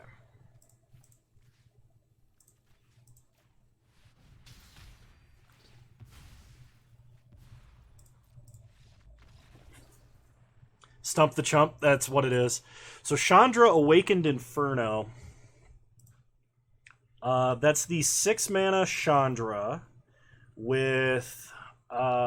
she's double red. She can't be countered. Her +2 is your target player gets an emblem. That emblem deals 1 damage to them at the beginning of each upkeep. She has a... I think it's -X to deal damage to a creature, planeswalker, X damage. She has a -3 to deal 3 damage to all...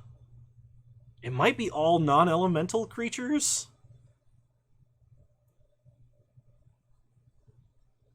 I think those are her only abilities, actually. And she enter with 4 loyalty? Each opponent. Each opponent. Okay. Not target opponent. See, I don't play in multiplayer, so those get stored in the same space in my brain usually. 6 loyalty? Damn! Just...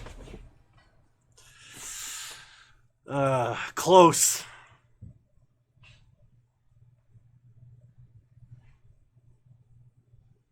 See, I thought you guys would be asking me, like, cards from Cold Snap or something like that. Stuff that I would play in Battle of Wits way back in the day. That was what I had anticipated when we started playing this game, and that was why I was more confident than I probably needed to be. Oh, that's true. It does matter for Leyline.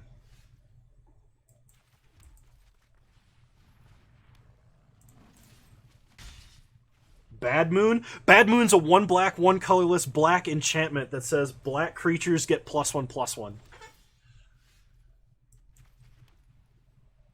Phyrexian Crusader? Oh, I love that card. Phyrexian Crusader is a double black, 3 mana 2/2. I guess it would be a Phyrexian Knight now.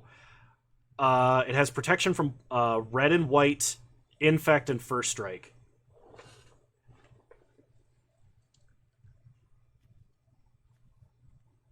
All right, we're gonna do some trickery here. Hang on a minute. If they don't block, I'm gonna skewer their creature. Magus of the Tabernacle. Magus of the Tabernacle is a 4 mana 2/6 with it's a human wizard. It's white. It has at the beginning of each. All creatures have at the beginning of each upkeep sacrifice this permanent unless you pay 1. Waker of Waves is a big blue fish that you can discard by paying 1 colorless, 1 blue. It's a 5/6, and it shrinks the power of all of your opponent's creatures by 1. And I think it's 7 mana. I couldn't tell you its creature type, though, to save my life.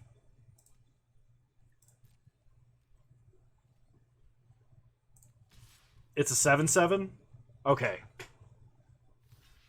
It might just be fish, though. It's whale? Merfolk? No, you're thinking of a different card. Council of the Soratami? Oh my god.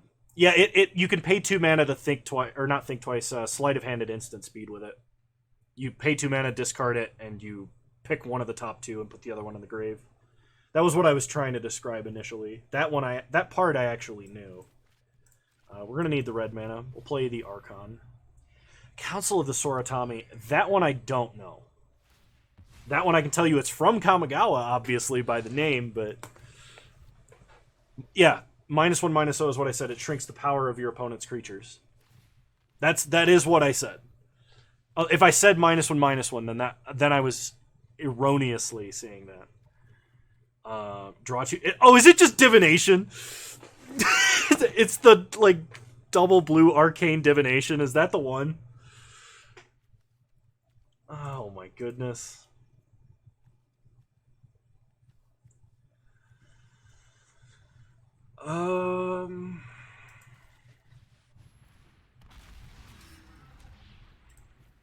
No, it's okay. I don't speak clearly all the time, and I need to.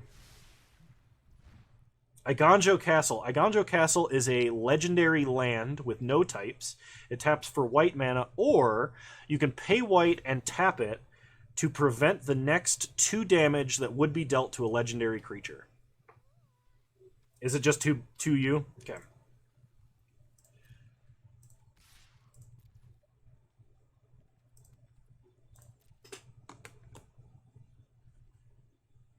I used to call it Iganjo Castle, too.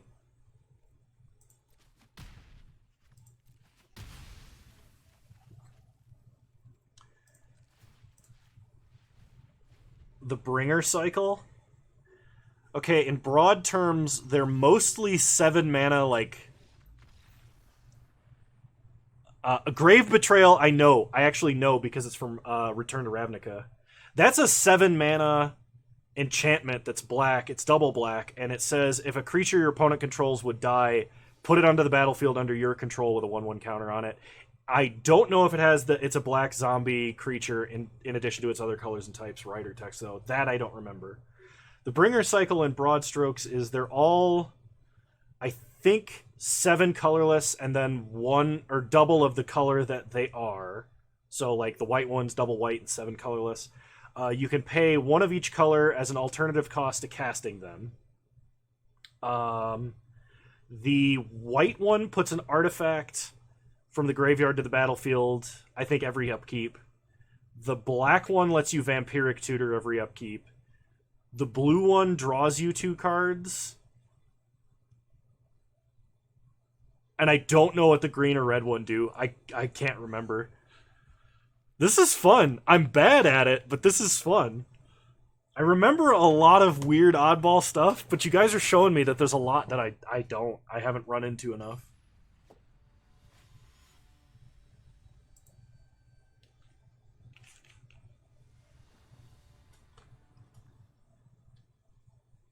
I will say, since getting medicated for ADHD, my short-term memory has gotten better, and I think my long-term memory got about 3 or 5% worse. But it was like running at over capacity for a long time, so I'm not too surprised by that or worried about it.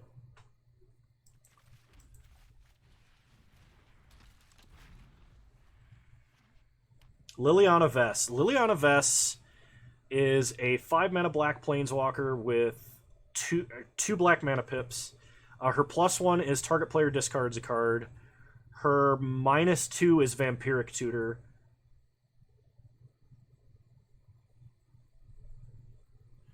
Oh my gosh, what is her ult? Her ult, like, never comes up for me.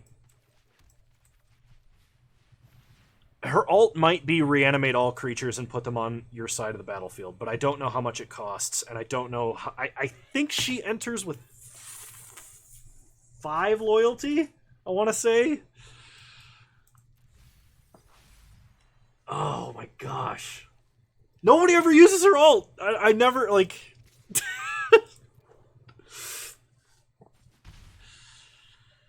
You got me, Oz. Putacrax Terramorphic. It is 5 and I got the ult right? -8. Okay, so I got it all right except the cost of the ult. Nice. That's a card I have not looked at in at least a year and a half. No, that's not true. It was one of the cards I considered when I was making Coffer's Control. So I just lied to you. I'm sorry. Alright, play a mountain. We're going to equip the Channeler. Might as well looting here. We will put the sorcery in the grave. We have creature, sorcery, land, instant. Attack for 4.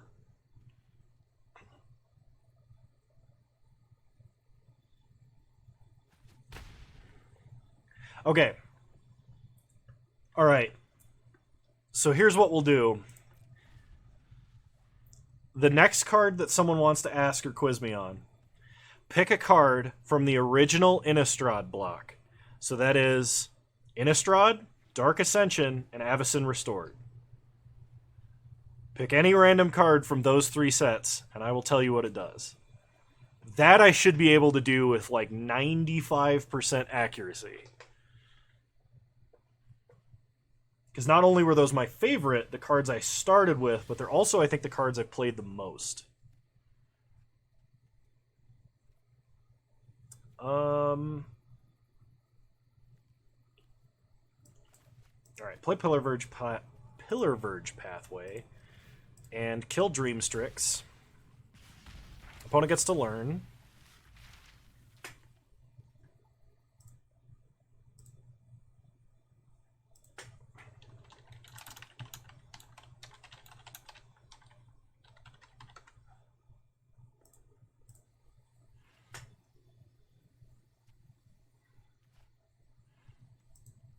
So opponent did the discard and draw mode for learn.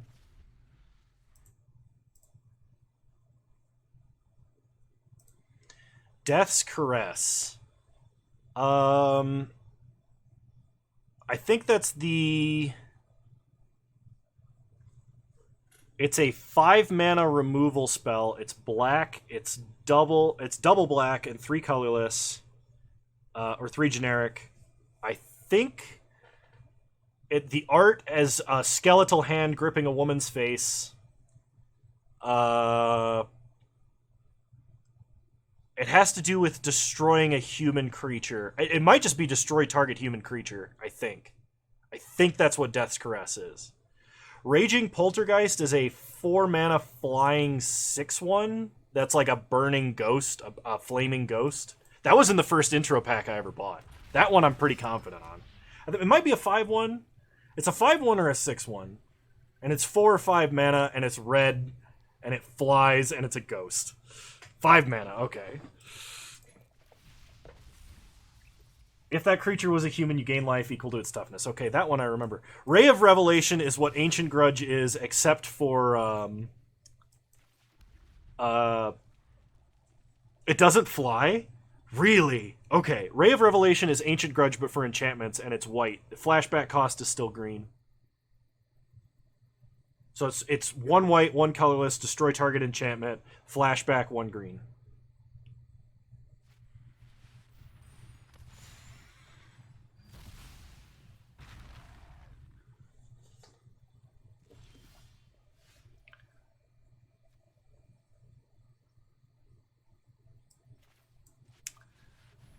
Yes, Silver. Let's make a core. I'm going to hold this mountain because we have a Faithless Looting we can flashback. No attacks. Descendant's Path. Descendant's Path is a 3-mana green enchantment that says at the beginning of your upkeep, reveal the top card of your library. It might be 4 mana, actually. Reveal the top card of your library. If it shares a creature type with a creature you control, you may put it onto the battlefield. That was in Worm Tribal. I brewed a deck around that. Oh, no.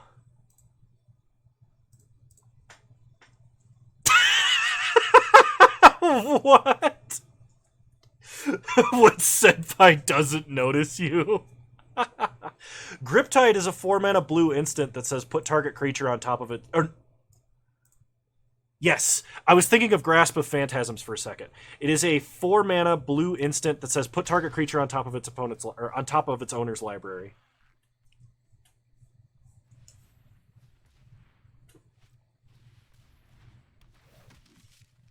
Cast without paying its mana cost? Okay. I was close enough, I think, on that one.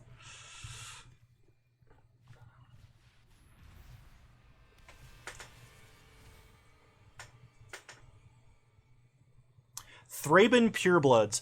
Thraben Purebloods is a 5-mana 4/6 hound? 5-mana 4/6 dog, I guess, would be the errata. And it's 1 white, 4 colorless. That one, there's one of those that's a transforming dog, and I don't know if it's that one. We're doing a 3/5 dog. Okay. No, I don't think it has any text. If it does, it's Vigilance.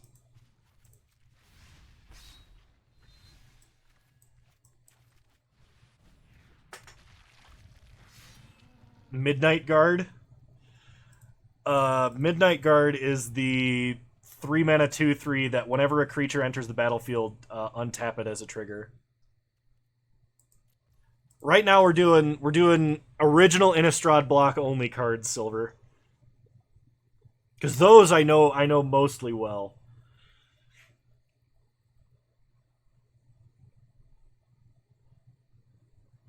Well enough, anyway. What time period did you start playing Magic? I started playing Magic the day after Avacyn Restored released, and I didn't even know it because I arbitrarily decided to start playing. Outwit, I think, is a it's a counter spell. It's a really restrictive counter spell, I think.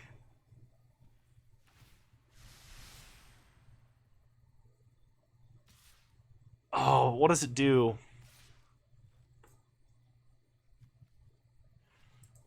Is it 1 blue mana for Outwit?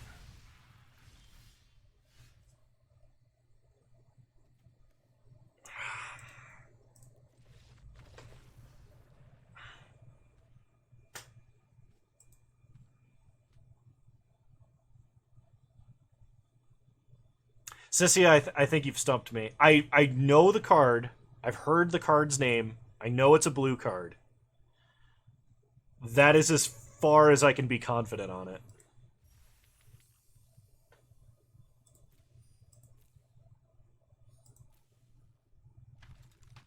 I got 3 rares and 4,000 gold. How much gold at 4,000 gold? So we technically broke even.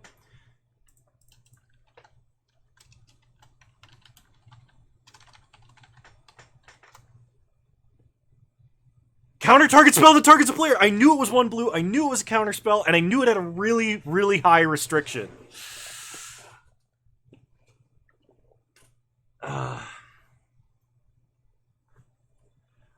Tsundere is a like anime girl archetype where they try and show you that they care about you by being mean to you, and they show you that they care by showing you that they don't care. Basically, is I think what it was. Mix them. We're trying to limit it to original Innistrad block cards right now. That's what we're doing.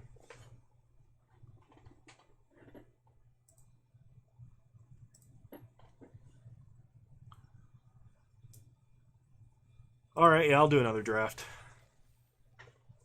I could tell you what Morophon is. That's the 7 mana 6/5 or 6/6 changeling that you name a creature type, it becomes that creature type, and it reduces the cost of those creatures by 1 of each color.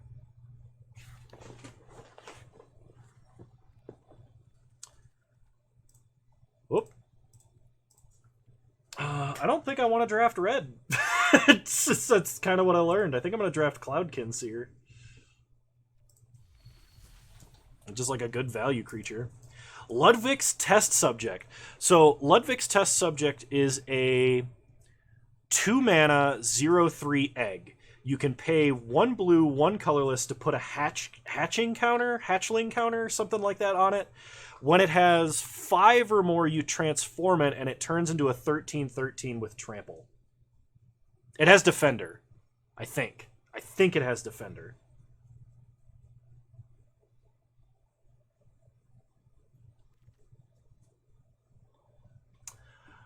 Silver. You got way more dedication to it than I thought you would. I'm going to take Curious Obsession. I think that card's going to be broken in a deck that I'm trying to draft. Hey, buddy. Oh, you found your tennis ball. You finally wake up from your power nap post-Frisbee? Is that what's happening here?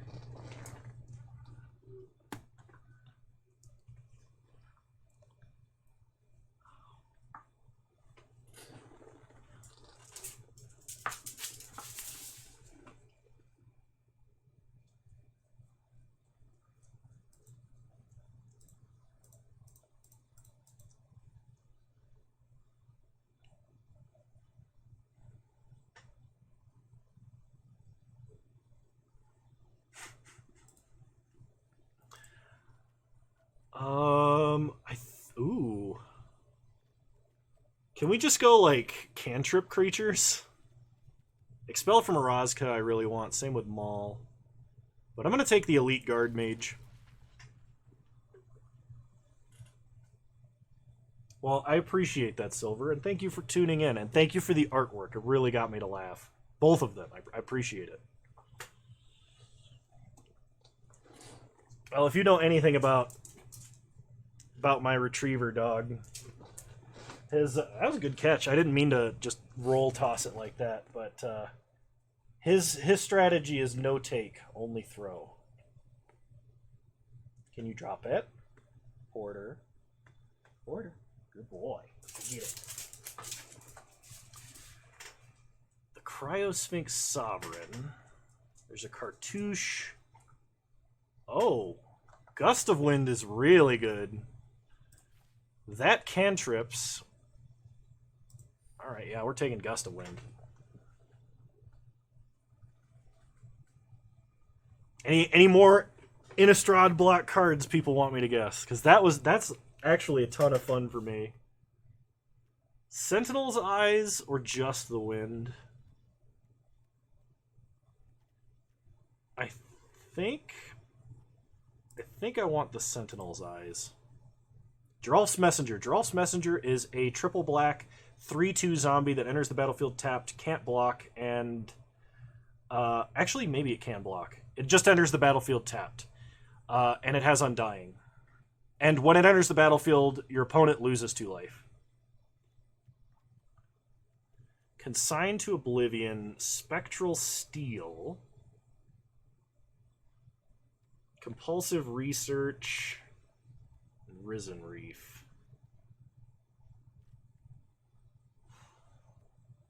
I think I'm going to go with the Mount spell.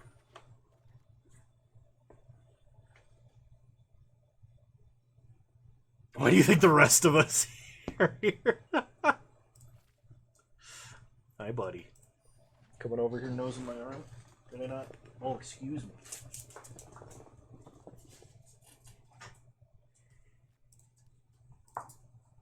I only have 2 creatures. I need to start. Burden of Guilt is a 1 white mana enchantment with 1 generic mana activated ability that says tap enchanted creature. I'll take Terramander. Burden of Guilt's actually pretty decent removal in Innistrad draft format, whichever set it's in.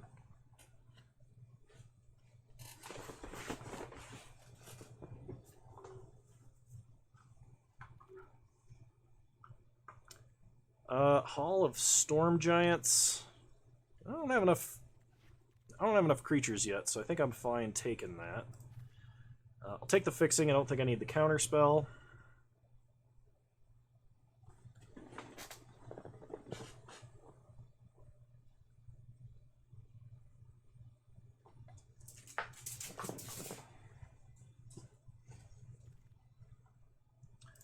I will take Expel from Orazka.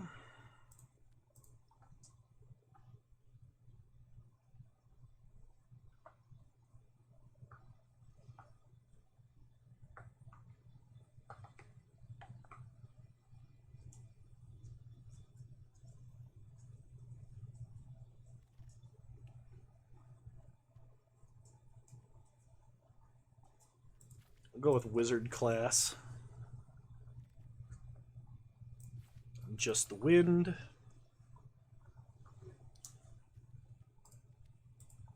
We're drafting blue-white flying bounce. That's what's happening right now. And Mizzix's Mastery. Okay. Whenever a creature you control deals combat damage to a player, you may draw a card. Or Spectral Sailor. Oh, Spectral Sailor is good, and we do need creatures. But so is Divide by Zero and Reconnaissance Mission. This is just coastal piracy, basically, isn't it? I do not like Nico Eris. I think this card is underpowered. I'm going to take the Spectral Sailor. Baron. The Ephemerates might be good because our creatures have a lot of good enter the battlefield effects.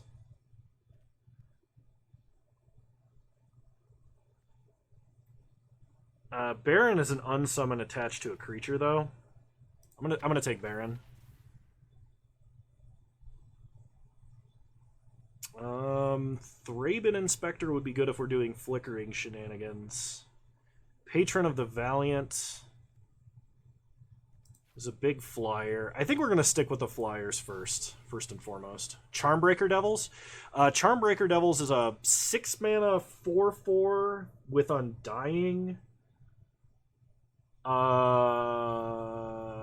That randomly selects a instant or sorcery, I think, out of the grave, and casts it every upkeep. Something like that. Sorry, that one I should be better at. I'll take the Healer's Hawk. Why not? I think it's better than the Doom Traveler, at least for us. Momentary Blink is good. We're not going to be cycling enough for Drake Haven, at least yet. Got him. I got it. Nice. We'll do Murmuring Mystic. See, Tide Skimmer. Oh, Tide Skimmer is very powerful. So is Flood of Tears. Bubble Snare is not bad. I'm going to take the Tide Skimmer. Just drawing more cards. Returns it to hand. Oh, returns it to hand. No Undying and gets +4/+0. Okay, nice.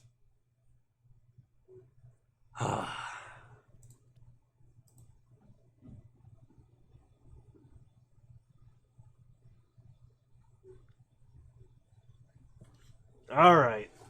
There's quite a few that got me. There's quite a few that I'm surprised I remember. But that was fun. We should do that more often. I think that's a fun game for us to be playing that's interactive. Especially when I'm not like trying to focus on playing a game and interact with chat. Charmbreaker Devils, I think, was from Avacyn Restored too, wasn't it? Draw 2 cards, make a treasure. Take the Skyfisher.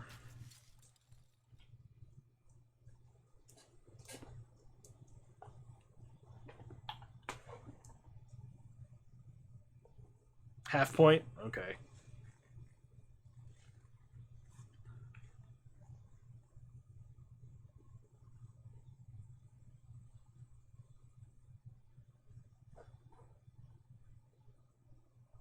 Is it Innistrad? Okay.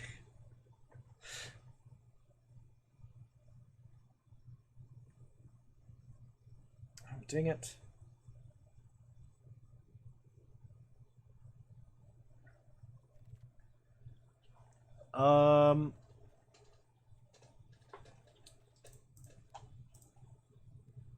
I think I'm going to go with Divide by 0. I don't think we need the Coastal Piracy effect.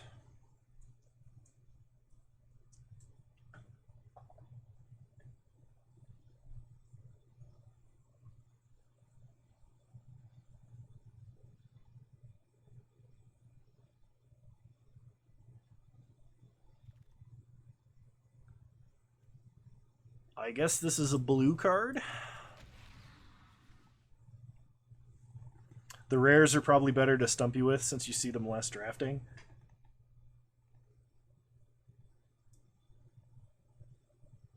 That's probably the case.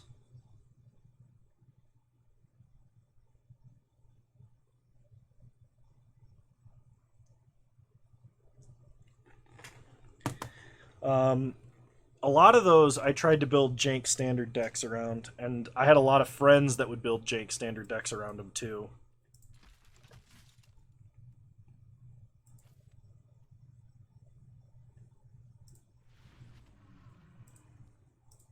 I actually think I've got a really good deck right now. I have a very high value deck, maybe not necessarily a high power deck. There's Waker of the Waves. That's one of the cards that came up earlier.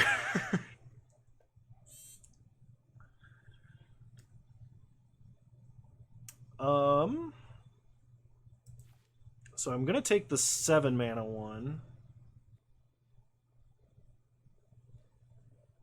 Pay attention, he had friends, now he has no friends. Harvester of Souls was the intro pack, or the intro deck that I bought, was the Harvester of Souls deck, and that had Raging Poltergeist in it. I'm going to take the Scholar, I think, out of those cards. Hopefully something else from that pack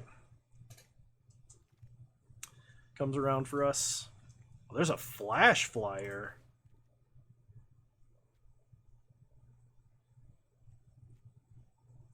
Yeah, we're going to take Thrix.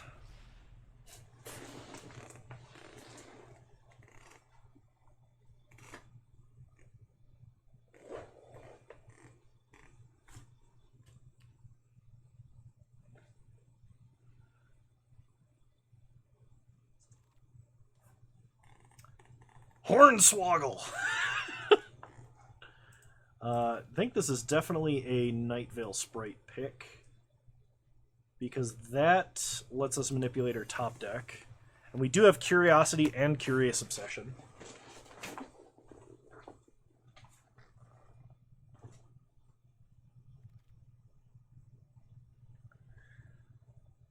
Do I take Think Twice?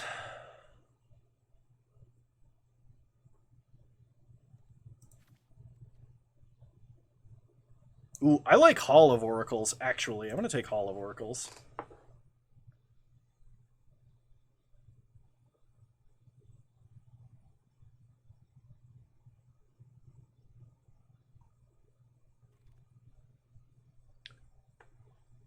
I like Ninja.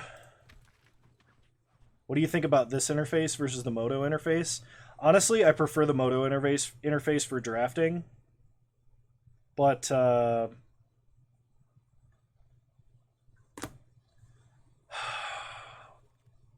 couldn't tell you if that's because I've done more drafts on Moto. One of the things that Moto does that this does not is it shows me as I'm drafting, without having to click into like more information, how many creatures and how many non-creatures I have. That is one thing that I wish this interface did.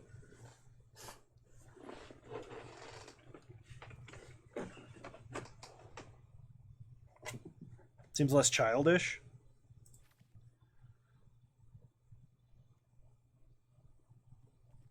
We'll take the Curator.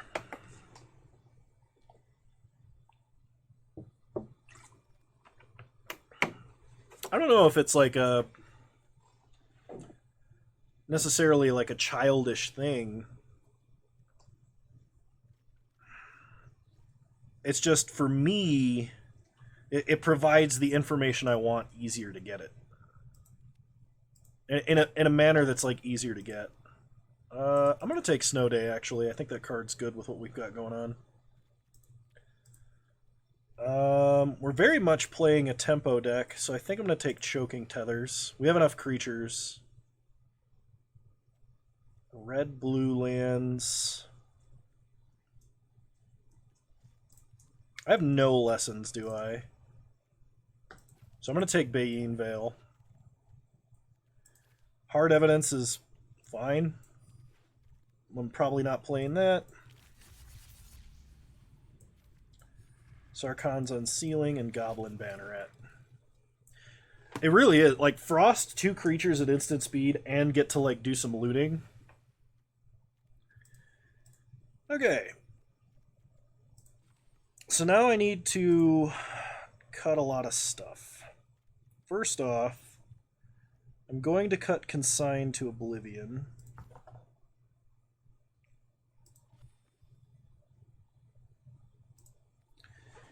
And let's see.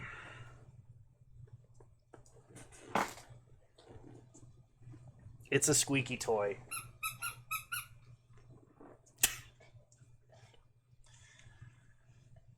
Hard Evidence is good. Yeah, it's kind of like another Thraben Inspector in a way.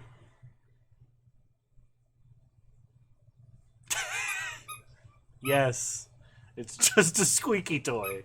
I have a purple one that crinkles. It doesn't squeak, it crinkles. It's like the same thing. As to really test your muscle control. Oh, man. Okay. Alright. So we need to be cutting a few cards here.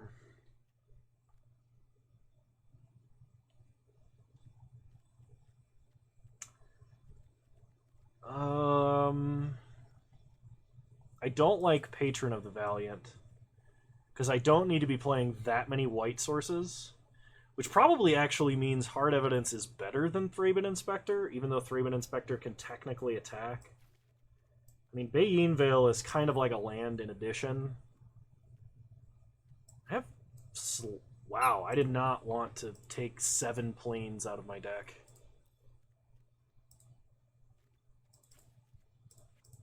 I wanted to take like 2 planes out of my deck.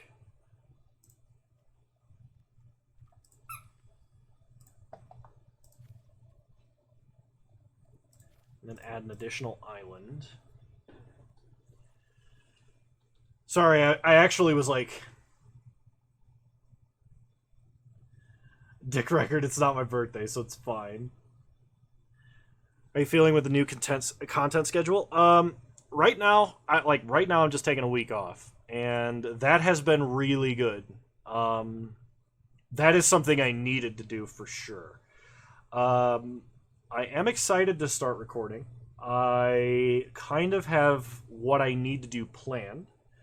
I'm going to record a video for next Monday, probably in the next couple of days. And I don't have to do it all at once, which is nice. So if I decide that I need to take a break after a game, like if I have a bad game, I can do that. I think it's going to be good. I'm kind of excited. I really needed this break, and I'm very thankful that I ended up taking it. We don't have too many enter the battlefield. No, we've got a couple of good ones. So Momentary Blink's actually good. I'm going to take Sentinel's Eyes out. I don't think I need Wizard class. I have 7 instants and 1 sorcerer. Well, that's not what I wanted.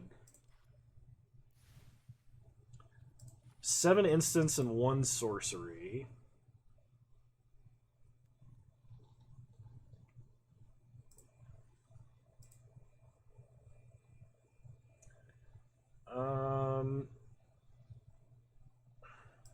I'm going to cut Thraben Inspector.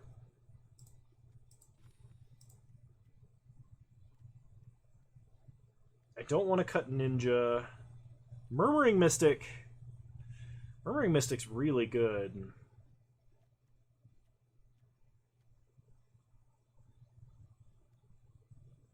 I think I'm going to cut just the Wind. And I'm going to run 41 cards. Sigma started a prediction. Will I win the next game?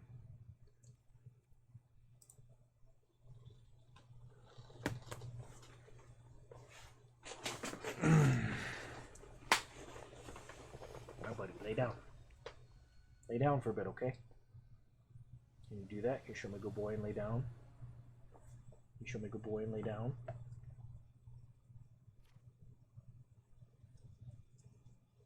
Oh, you're so good. You're such a good boy. Yeah, we can keep this. This is a good hand. Oh yeah, that's fine. I just didn't do it because, like, having so many games happen so quickly, I would have lost track of it.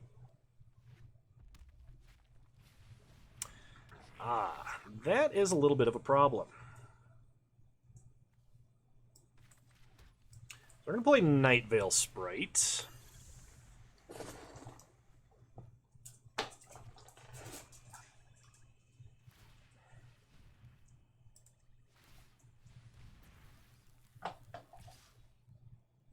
Alright, no blocks. Take damage. That's a lot of damage. So, play an island. Curious Obsession. Combat. Attack.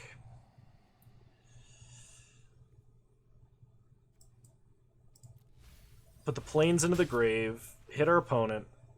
Draw a card. Gust of Wind will put the goblin back in their hand and draw. Curiosity. Wonderful.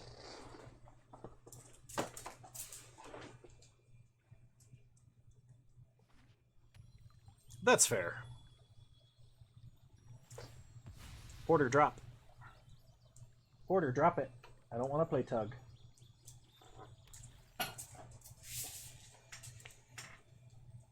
Opponent is a 3-color deck. Minimus Containment. So we lost our enchantment. Let's play Cloudkin Seer. Play an island. Pass the turn. I could have actually played Skyfisher there, but Sigma. Opponent replays Battlecry Goblin, so they'll be able to re-equip and give haste, or they'll play Krenko. I need to cast Snow Day. So hit our opponent for 2, because if I don't cast Snow Day, I'm going to die.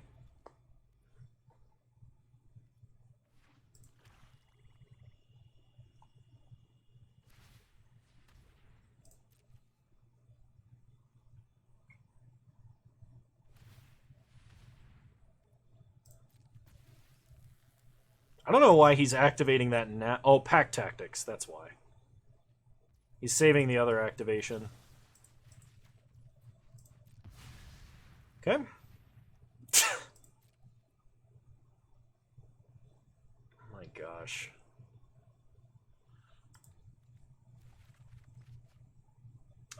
We have to discard a card. So let's discard...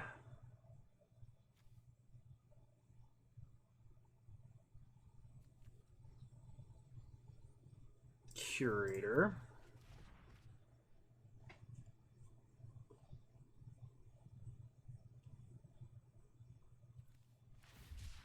Opponent cycles a Forgotten Cave.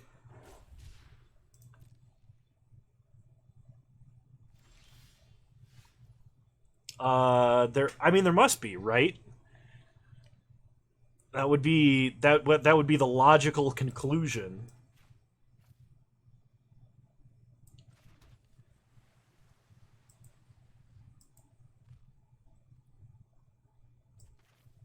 Okay, we're going to Curiosity this Cloudkin Seer.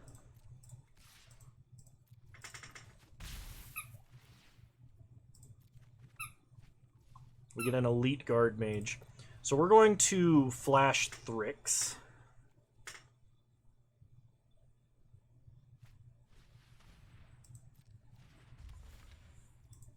I don't know. I think I might have a hard time conceptualizing it as well, but it must exist, right? Just because I can't envision it doesn't mean it doesn't exist.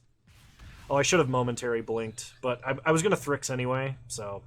Momentary Blink I want to save for when I'm playing Murmuring Mistake. Torolf's Hammer. Okay. Alright, buddy. Go lay down. Border, go lay down.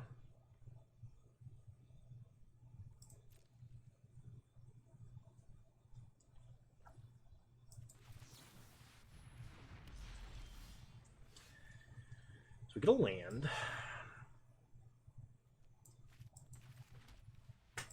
Go to combat. Attack. Play Murmuring Mystic. Pass the turn.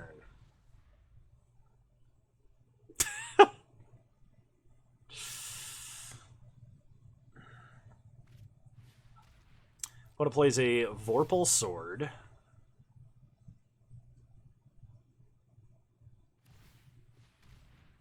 They equip to Krenko. I sense pain in my future.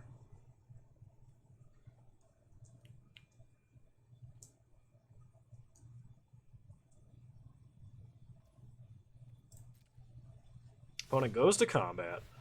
Attacks. Momentary Blink Thrix.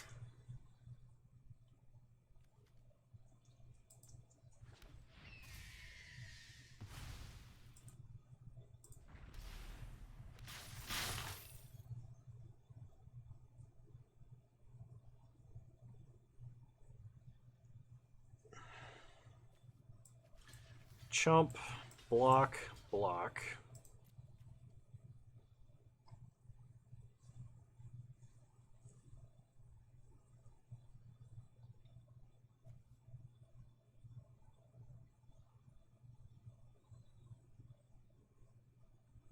Yeah, no, I actually do have some interest in playing that. I'm not going to play Moto on stream today. But it is a deck that I do want to try.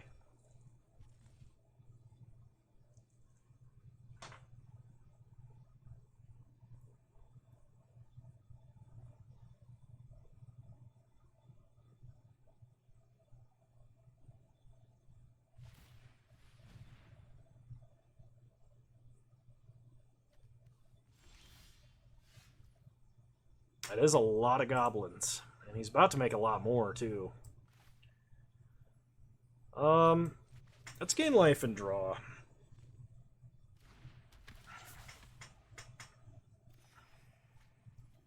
Scholar of the Lost Trove. So we might be able to cast Snow Day. Go to combat. Attack for 4.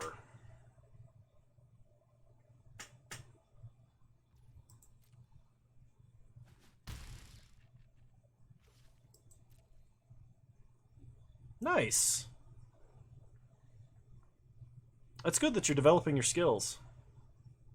Getting your first trophy is a really big, really big sense of accomplishment on Moto. In any league, any format. I've never been particularly good at getting trophies, but I also tend not to play the most powerful deck. And I feel like if I actually took the time to learn the most powerful deck, I could trophy a lot more often. With as often as I'm, like, in the 4-1 bracket. A first report from Wizards is also very incredible.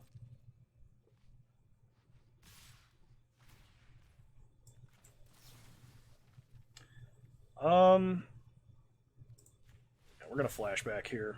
I could technically flicker the Elite Guard Mage and probably gain more.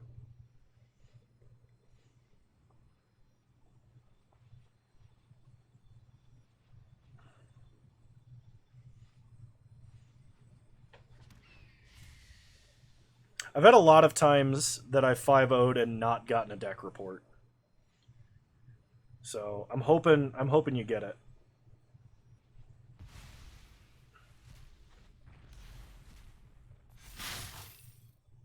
That's a lot of goblins. Like a lot of goblins. My opponent can almost activate Vorpal Sword's ability. They're 1 mana short from giving it player death touch. So they kill the token.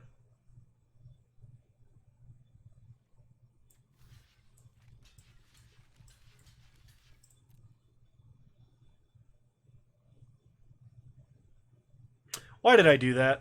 Why did I block with Elite Guard Mage? What is wrong with me? I literally just threw the game. I should have blocked and then flickered. I shouldn't have flickered and then blocked.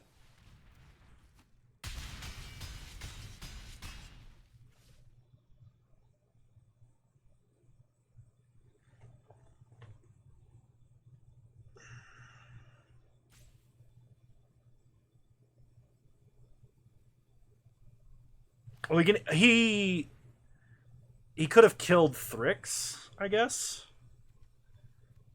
He's sacrificing Krenko? Why would you sack Krenko?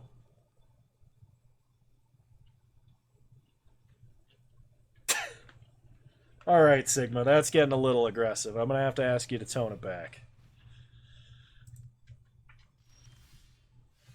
We get Ninja of the Deep Hours. So I can cast Snow Day. I can cast Gust of Wind.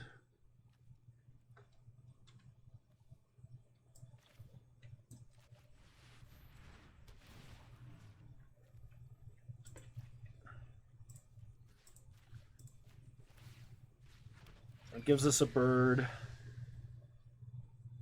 We'll discard Divide by 0 because that's not going to do anything.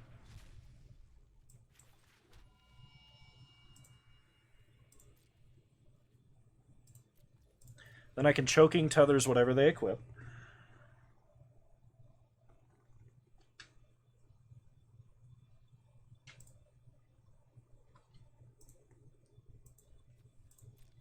They equip a tapped creature.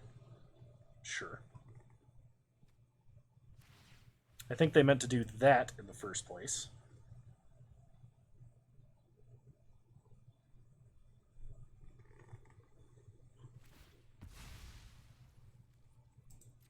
Oh, they're giving it Death Touch to Icy. That makes sense.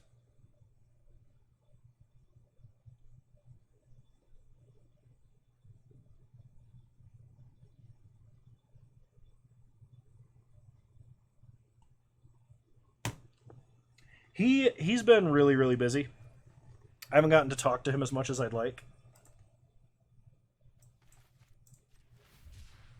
But I've kept up with him for a few things.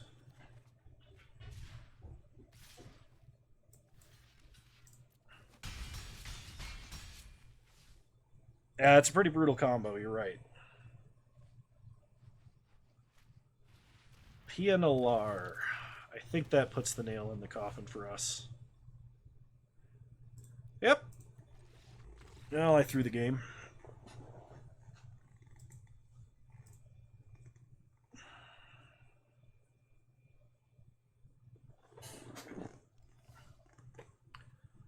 All right, 0 wins, 1 loss. Rip points. That's true. It's a loss. Snatching defeat from the jaws of victory. That's how I roll. How do I... Hang on a minute. I have to close the prediction.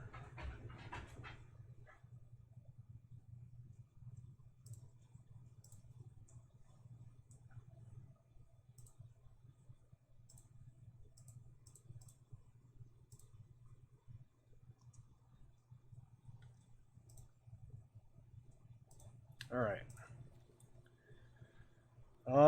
I will keep this.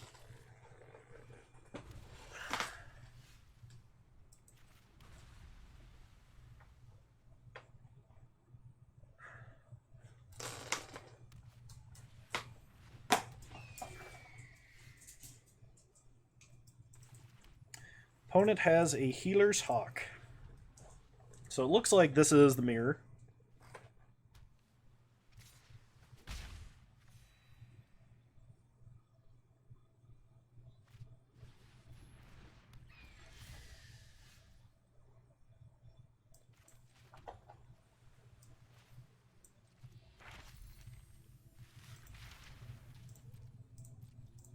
We can wait.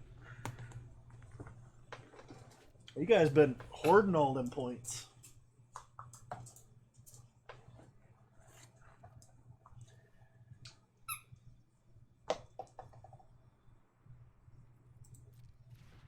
That is annoying, but I think we're going to go prevent damage here.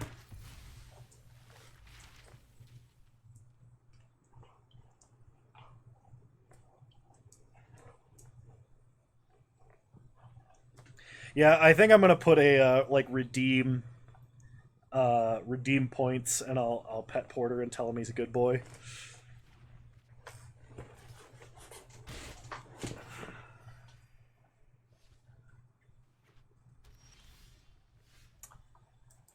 All right, let's go Elite Guard Mage.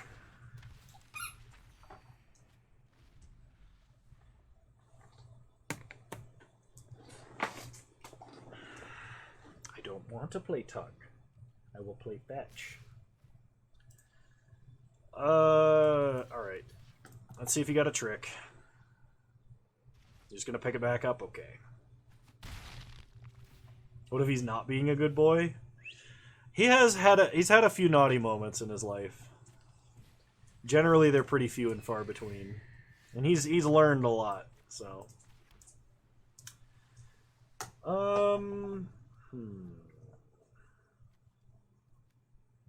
I could just stack up this creature with curiosities. But I don't think I'm going to do that. Let's go to combat. He actually shredded a couch cushion. Because he used to get really bad separation anxiety, and I've been working with him a lot to try and mitigate that.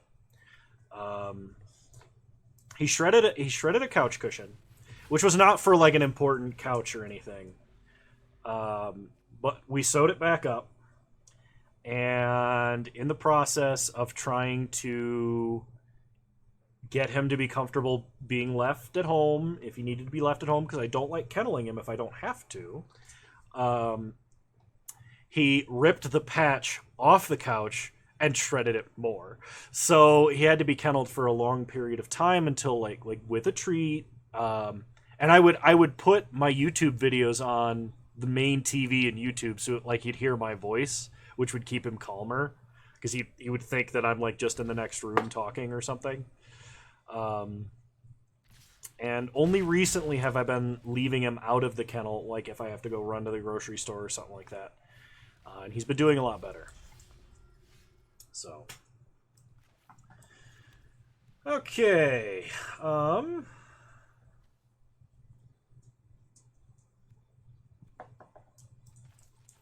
Alright, let's do something dumb.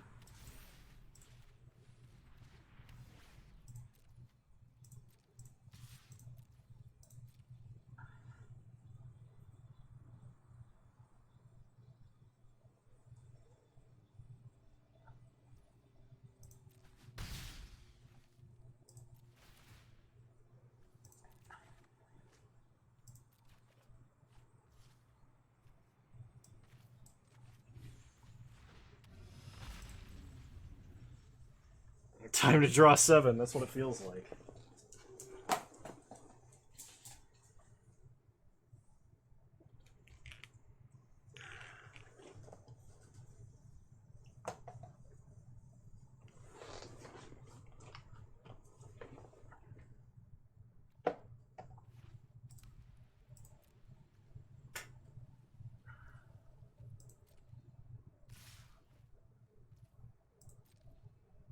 No blocks. We'll take 6.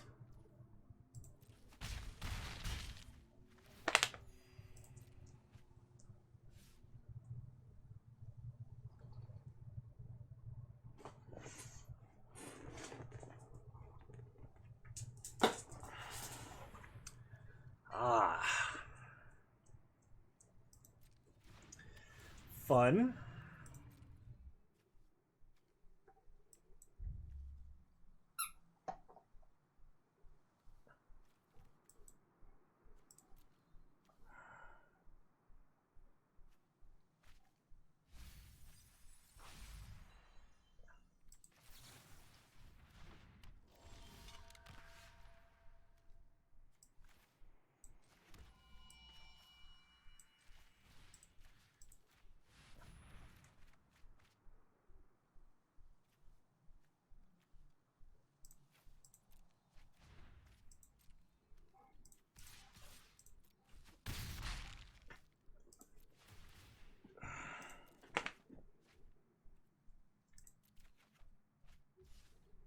You made a blue-white control deck with the Sphinx Sovereign?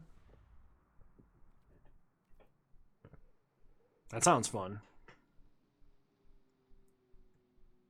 Oh man, I am getting tired. It is like catching up with me. I don't know if I'm going to be able to finish out this this whole league. It kind of depends on how fast the games go.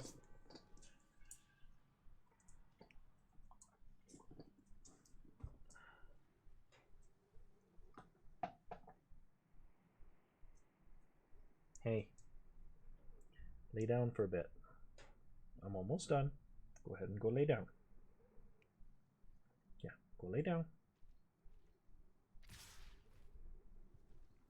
All right, we'll take 3. Opponent gets to draw.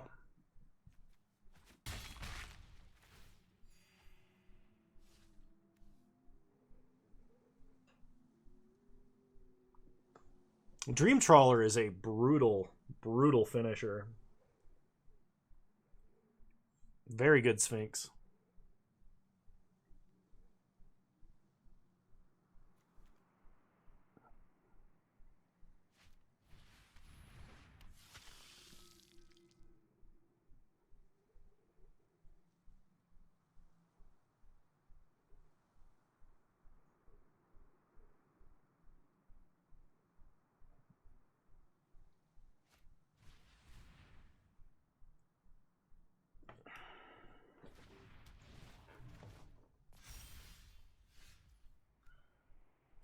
I think we're getting owned here.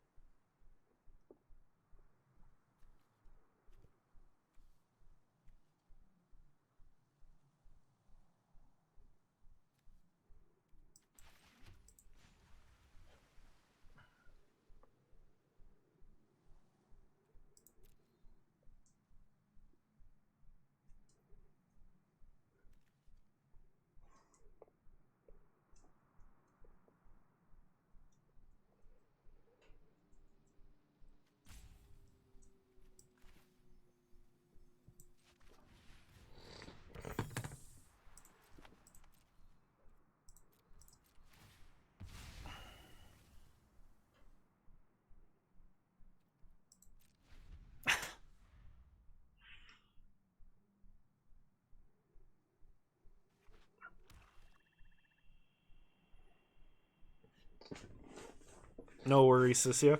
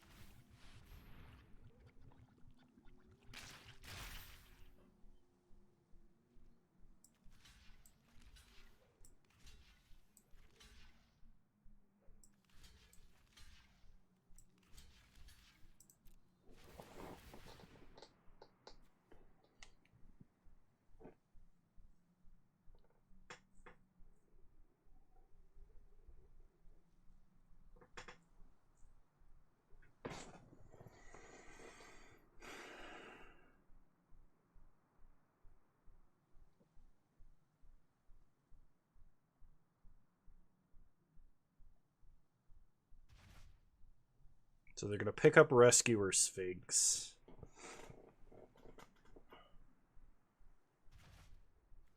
They pick up the Patrician. They don't pick up the Hawk.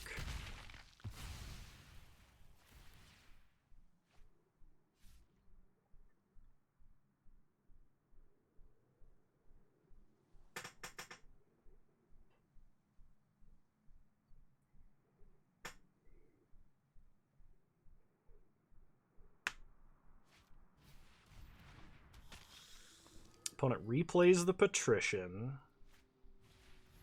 plays a Perilous Mirror, and an Obsessive Stitcher.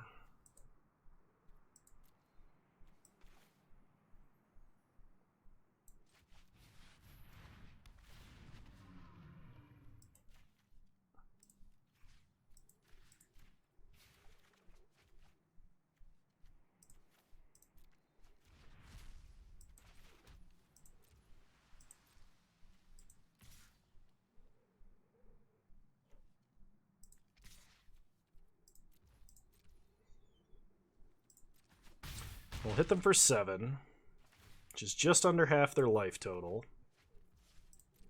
If they can somehow attack for lethal, we have Bayin Veil.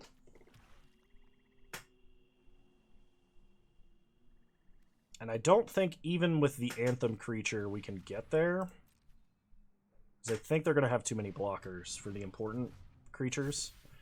Opponent picks up Indulgent Patrician.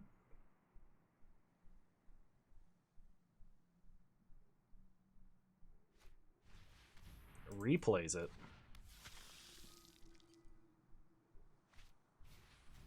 Plays a Goldvein pick.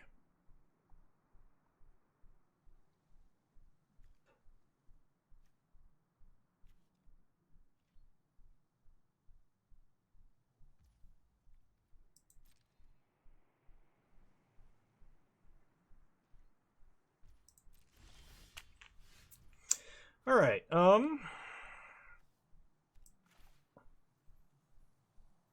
Let's play the Skyfisher.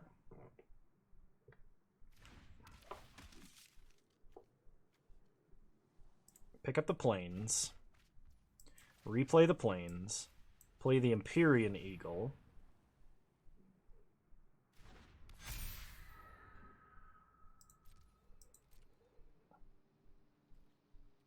No attacks. Pass the turn.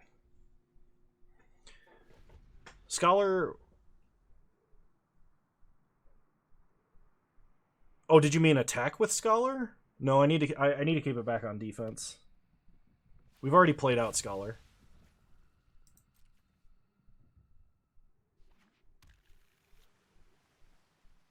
I'm gonna flash in Thrix. Oh, pick it up to cast something from the yard. No, we need all the bodies on board right now.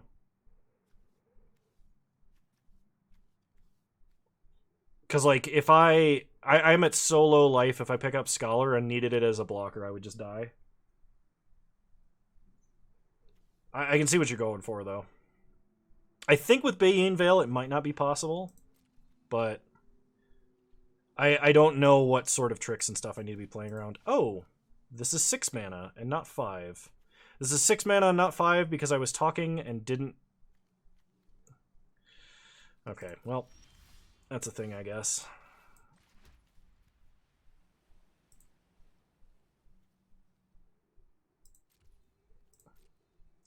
Okay, so we're going to attack with everything, actually. I think this is enough.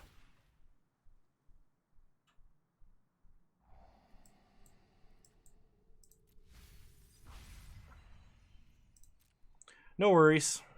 This is not competitive or anything like that. When it enters the battlefield, if you cast it from your hand, exile all attacking creatures.